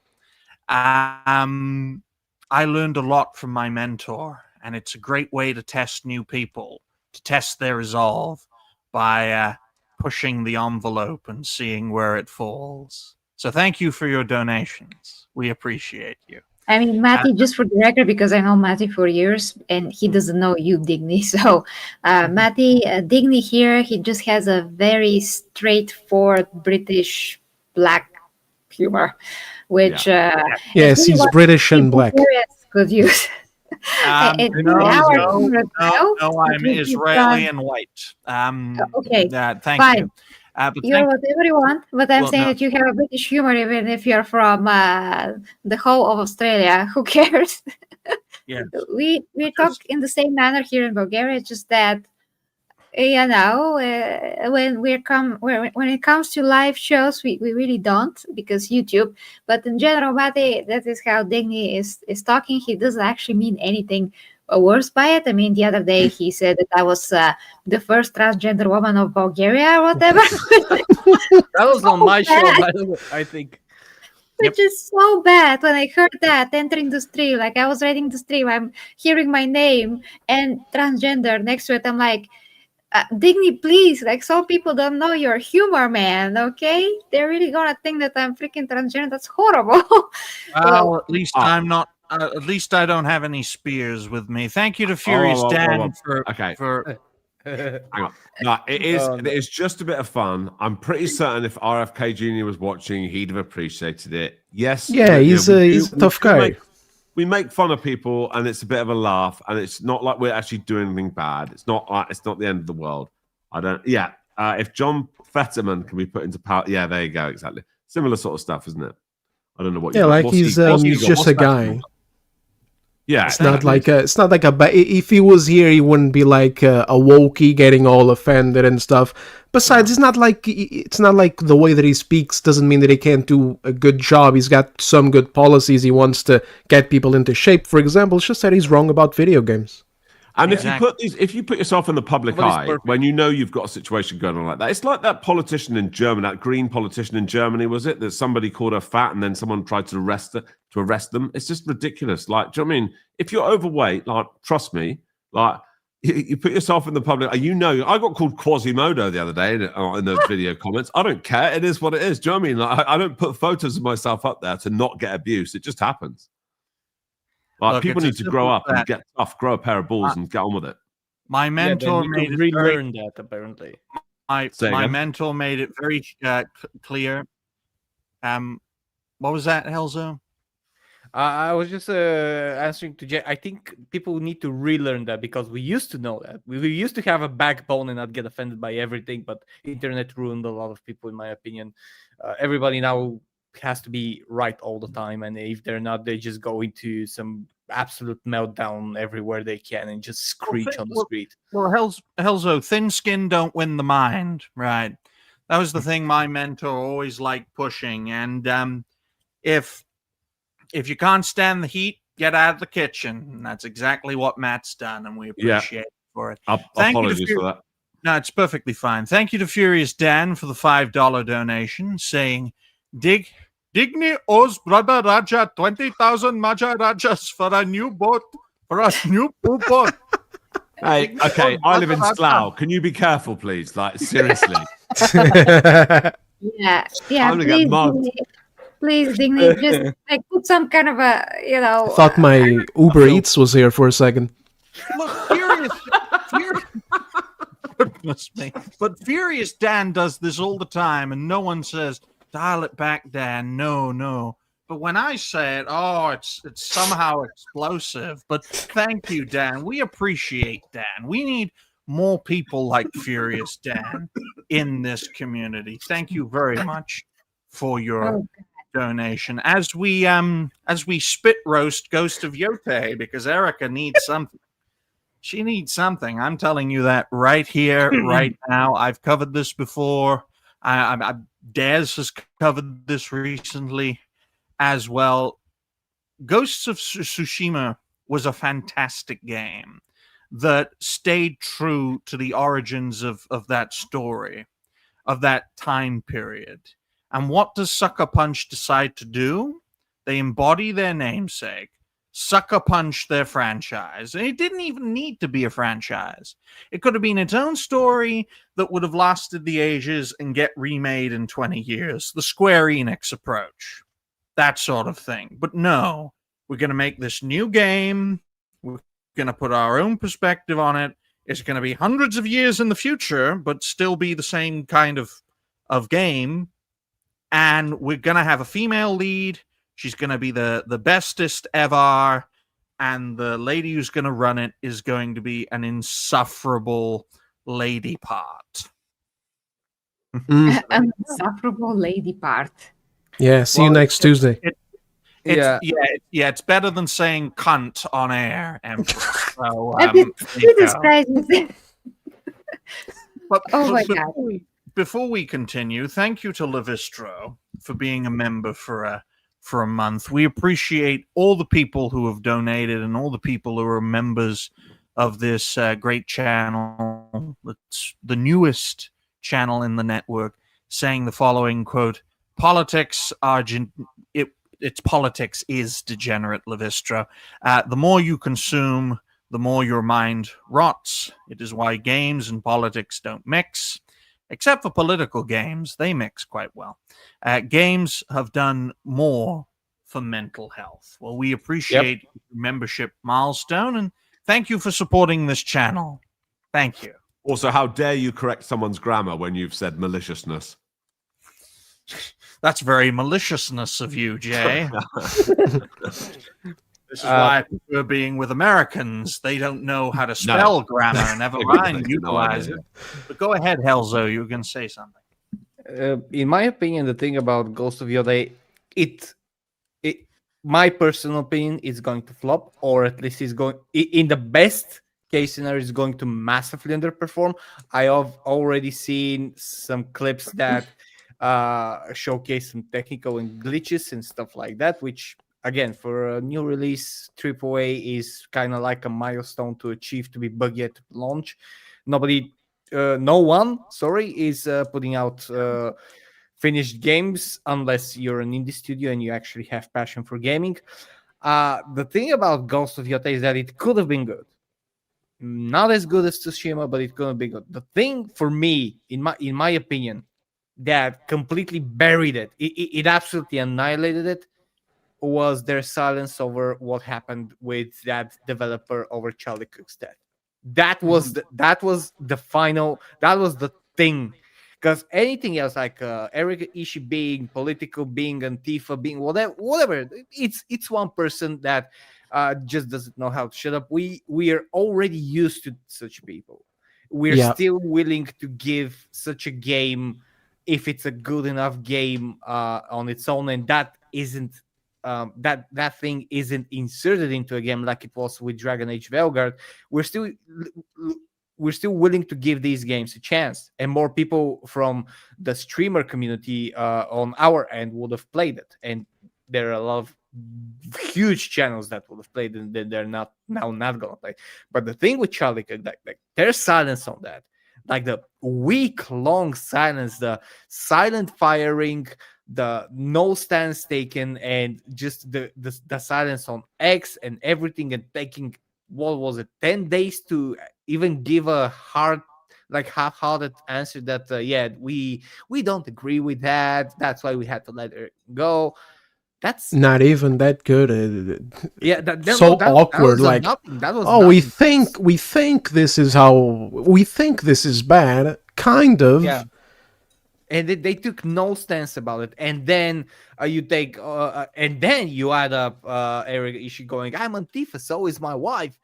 Well, I mean, no. When a studio, like when you have a studio that actively does go silent in in these situations, then that's what's gonna absolutely kill any momentum on your game. And I think that's what's gonna happen with Ghost of Yotei, and it might actually be sad because the game might actually be good.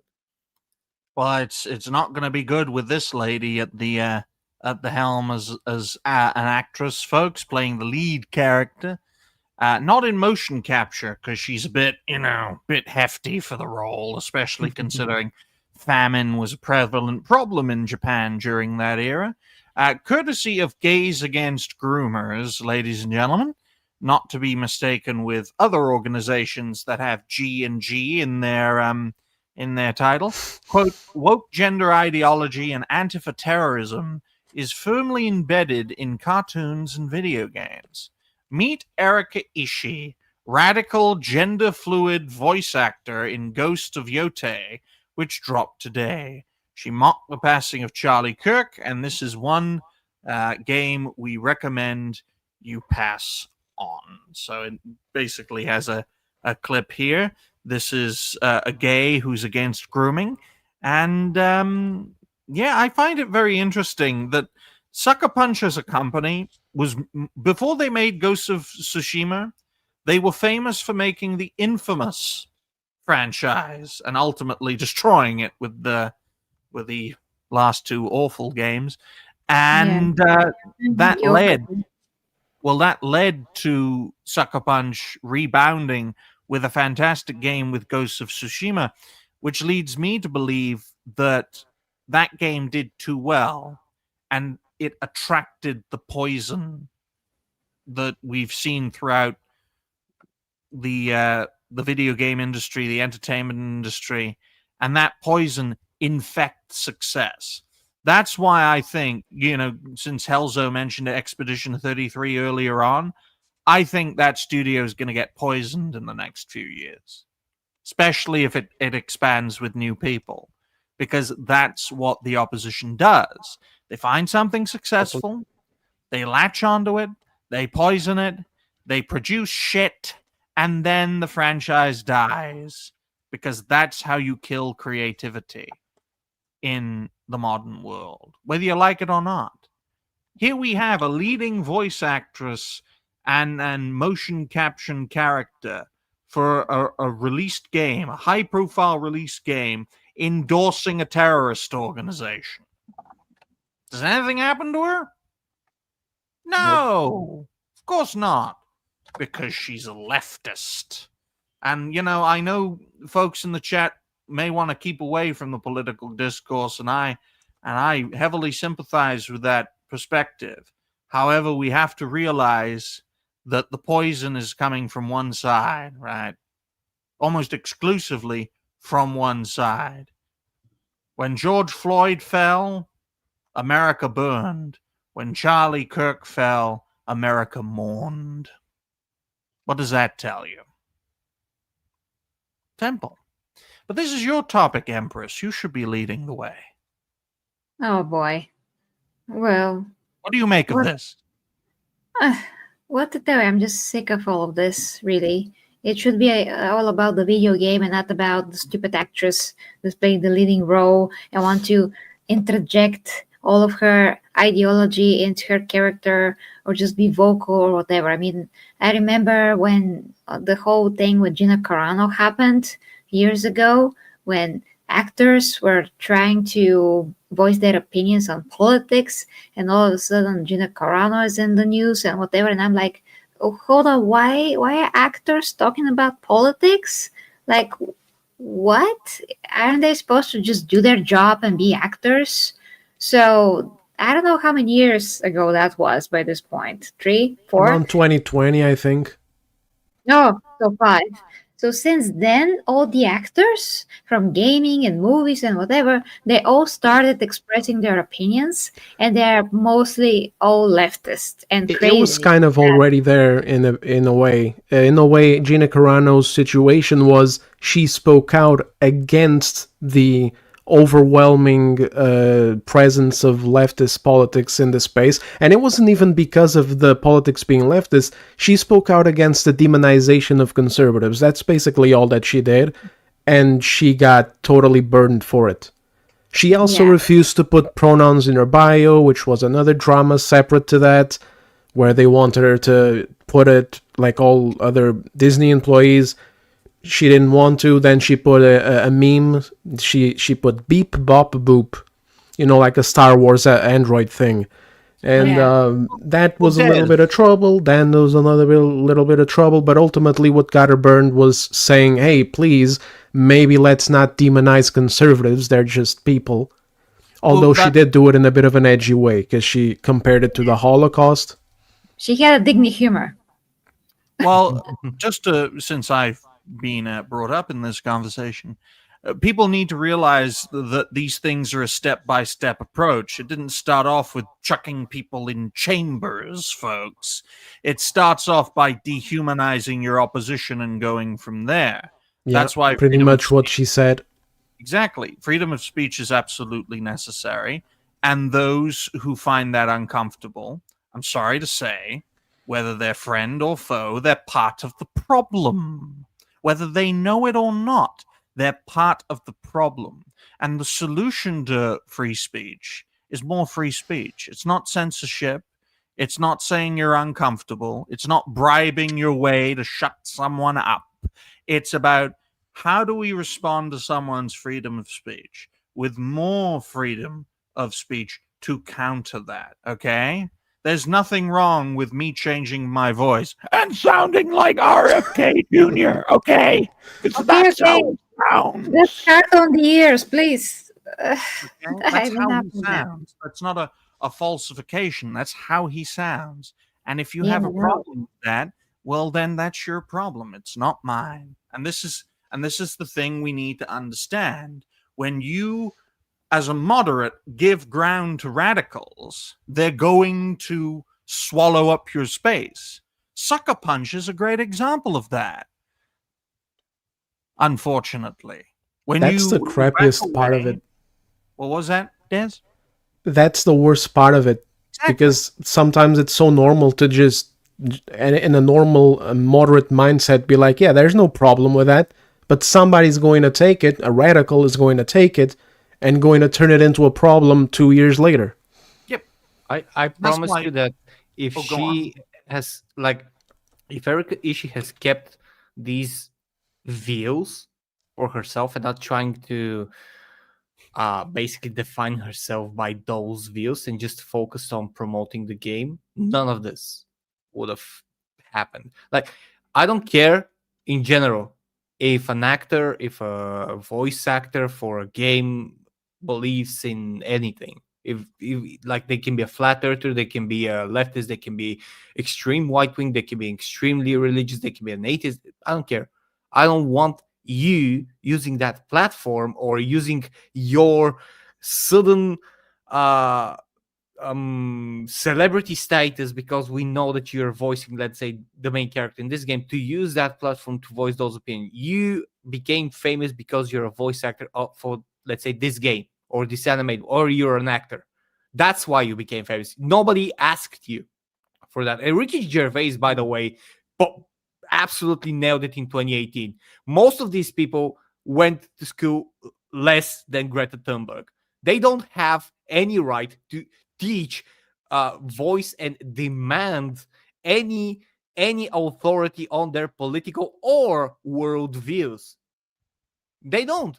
They don't, and they shouldn't, because that's not what they are famous for. You want to become famous for being a political figure? Become a fucking political figure and get famous for that. And watch out for bullets. Yeah, that's what's kind of like my point, that I was very baffled. Like, why are those actors all of a sudden so vocal about those things? Like, who cares about politics? I just want to see them in a movie to perform like what they're supposed to do. But nowadays, they actually changing characters to fit the actors now. That's a totally separate issue, but it still connects to the woke mindset, because actors are so ridiculously pompous and spoiled and whatever, that they now expect that the character should fit them and not the other way around. So this is so ridiculous. We have countless examples of this happening today, like The Rock playing whatever character is made for him, Jason Momoa playing Aquaman, although I mean he was Pascal effect. Yeah, Pedro Pascal, whatever Pedro Pascal is playing. Although he did actually a good normal Reed Richards, which is crazy, but it still counts for such an example just because he decided to leave his mustache on, and Reed Richards doesn't have a freaking mustache on. Empress, we gotta keep you away from Pedro Pascal. We gotta keep Why? you away from him, especially if he gets anxious. Gets a lot of anxiety. That's a lot. Oh, oh yeah, that's very funny. Yeah, he gets anxiety. He starts touching women. Funny how that works. Look, the more attractive you are as a woman, the more anxious he gets. That's why Bella Ramsey was cast with him during The Last of Us, so that he wouldn't do that sort of thing. How do you think the lady in Fantastic Four got pregnant? Live action. I'm planning on being extremely anxious this weekend. Oh my goodness! But I don't know if Ghosts of Yotei is going to succeed. It is a PS5 exclusive for now. I heard a rumor about the budget. I don't know if you guys heard it too. I heard that the budget was actually really small. I don't know if it's true yet. I didn't confirm it. If it is true, it may just make it without flopping, but yeah, if not, if we're looking at another situation like Spider-Man where they do double the budget, it's probably not going to do very well. No, I don't think it's going to do well from a commercial standpoint. Where I think it will do well is especially with the Sony ponies, look at our exclusive. Look how well it's doing on PS5. Look at all these sales. Console exclusivity, bro, for the win, bro. They already started before launch, showing the pre-orders like, hey, look, it's #1 pre-orders everywhere. And then you look at other games that are coming out and there's barely anything, but yeah, look, it's #1. Yeah, PlayStation says that it's #1. Yeah, that's what I said about Velgart, about Assassin's Creed. Yeah, same thing. It's all the time. Yeah, like the most pre-orders of all time, everything, and like it flops. And this is an exclusive, by the way, which in itself is hurt. It's a lot of hurt for them. If it were to release on all platforms, that's probably going to be better. But no, in this day and age, nope. Console exclusivity did real well for Final Fantasy 16, didn't it? But on that note, ladies and gentlemen, we like to keep these shows at around 2 hours for the Empress's sake, because she need sleep and a social life like most attractive women. So what we're going to do, we're going to in the future plans and a solid conclusion, and we're going to start off with Helzo. Take it away. Thank you very much. I am very happy, first of all, to meet December and Jay. Very happy to have met you. Had a great time. Very happy to be here for the pilot for the Empress's show. Hopefully, we'll be there for a lot more episodes as we move along. As for my future plans, tomorrow I'm planning on releasing a video and possibly doing a night stream. Saturday, I'm doing my morning gaming stream with Silk Song. It's probably gonna take me at least 2 months to finish it by that point. Sunday, I will be having a lot of streams. I will be again on set Sunday morning streams on Silk Song with the music section at the end. Then I'll be guests on Will of the Fence, where we review Red Dwarf, great sci-fi show, by the way. And then we're gonna have another show that I'll be notifying a lot of you, a lot of the audience in the future, that we're cooking up to have a very good gathering of very good creators. Yeah, it's a monthly show, folks, because we Yes. don't want to drive people insane with all these shows. But yeah, it's not every Sunday, but it will be every month.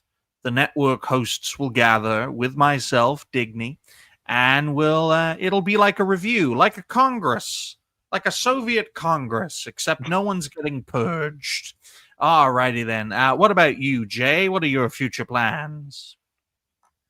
Same as always, I'll do one video a weekend. This weekend, I'll be doing the made-for-TV movie Family Seduction, where a rubbish singer starts shagging a girl and then he starts shagging her mum for what it seems to be no reason. So that should be a good laugh. Apart from that, nothing. I don't really do live appearances anymore, but it was really nice to meet the four of you, and thank you very much for having me. Well, it's always a pleasure Likewise. having Jay on a show. We appreciate Jay. He makes very funny videos about Lifetime movies, and you should check out his channel at Jay Harang. I call him Harangue because I don't ignore the U and the E at the end of his name. Go and It's a check him word. out. I'm sure you It's a will all word in the enjoy dictionary. what what you have to offer. Why are you laughing, Helza?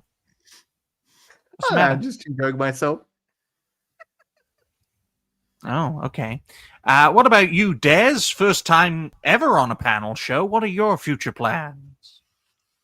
Well, I'm a very simple man, I don't do any streams, so I don't have any shows, sadly, but do check out my channel. I might make a lot of relatively long, I don't think they're that long, but some people say it's very long. Some people say it's very long, I don't know. Discussion videos talking about several matters in the games industry, some memes placed in there, different topics. Sometimes I break down some games as well, and yeah, that's about it. Thanks for having me, and it was very nice to meet you all.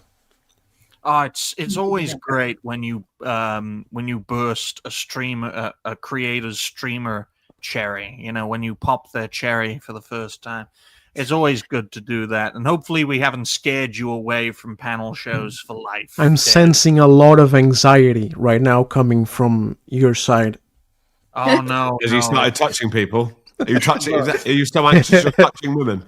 Look, I can happily recommend you to people who will happily give you anxiety. Lots of prominent Americans who love to climb greasy poles. I got a few people asking, but you guys were the first to actually be like, oh, hey, you know what? Come on over here. Yep. And the doors I'm always honored. open. I'm honored. We do shows every Monday, Wednesday, and Friday at 8 p.m. UK, 3 p.m. Eastern, and every Thursday at 7 p.m. UK, 2 p.m. Eastern. The door is always open. Empress, what are your future plans? Oh, okay. Well, I stream every freaking morning here on the gaming channel, which is, I don't know what time. I can tell you in hours. It's 10 hours from now. So everybody can just check when is that your time. And yeah, I play Elden Ring right now, the Shadow of the Earth Tree DLC, because I beat Elden Ring. I have a spirit guy who helps me. It's awesome.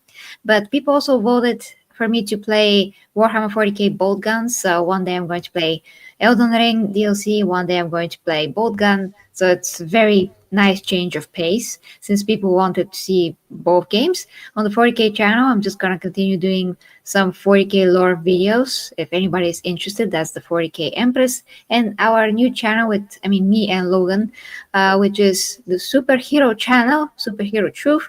We're going to talk about superheroes and topics where there's no other place for them, like James Gunn with Super Mega Woke decided to put a Nazi freaking flag and a Nazi whole episode of Peacemaker about America being One completely got Nazi. out.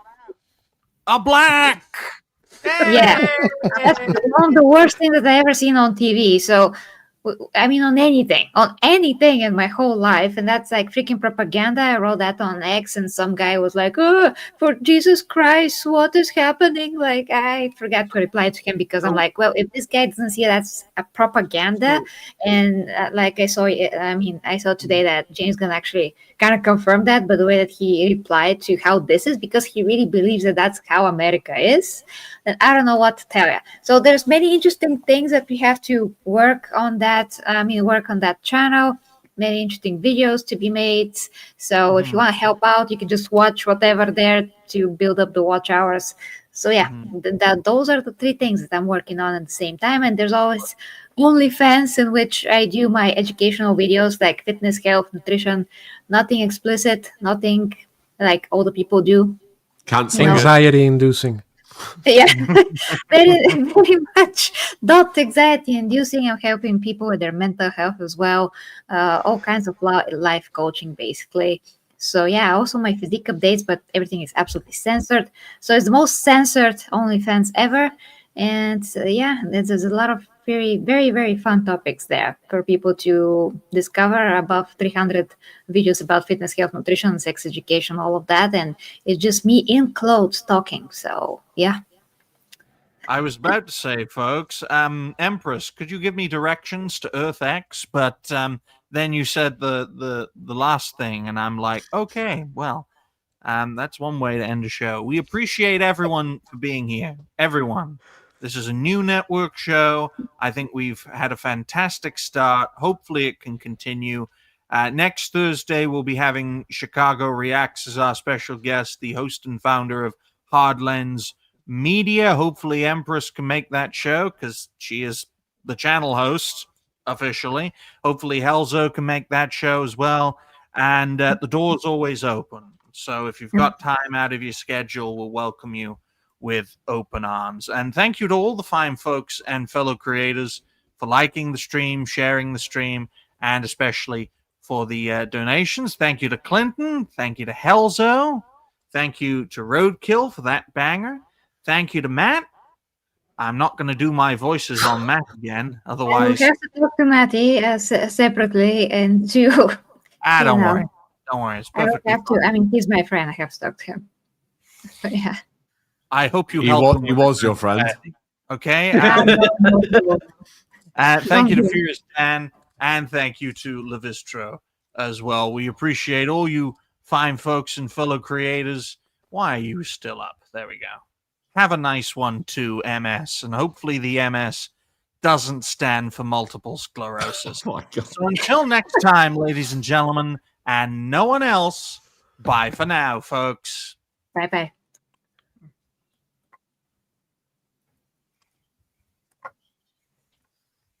That done.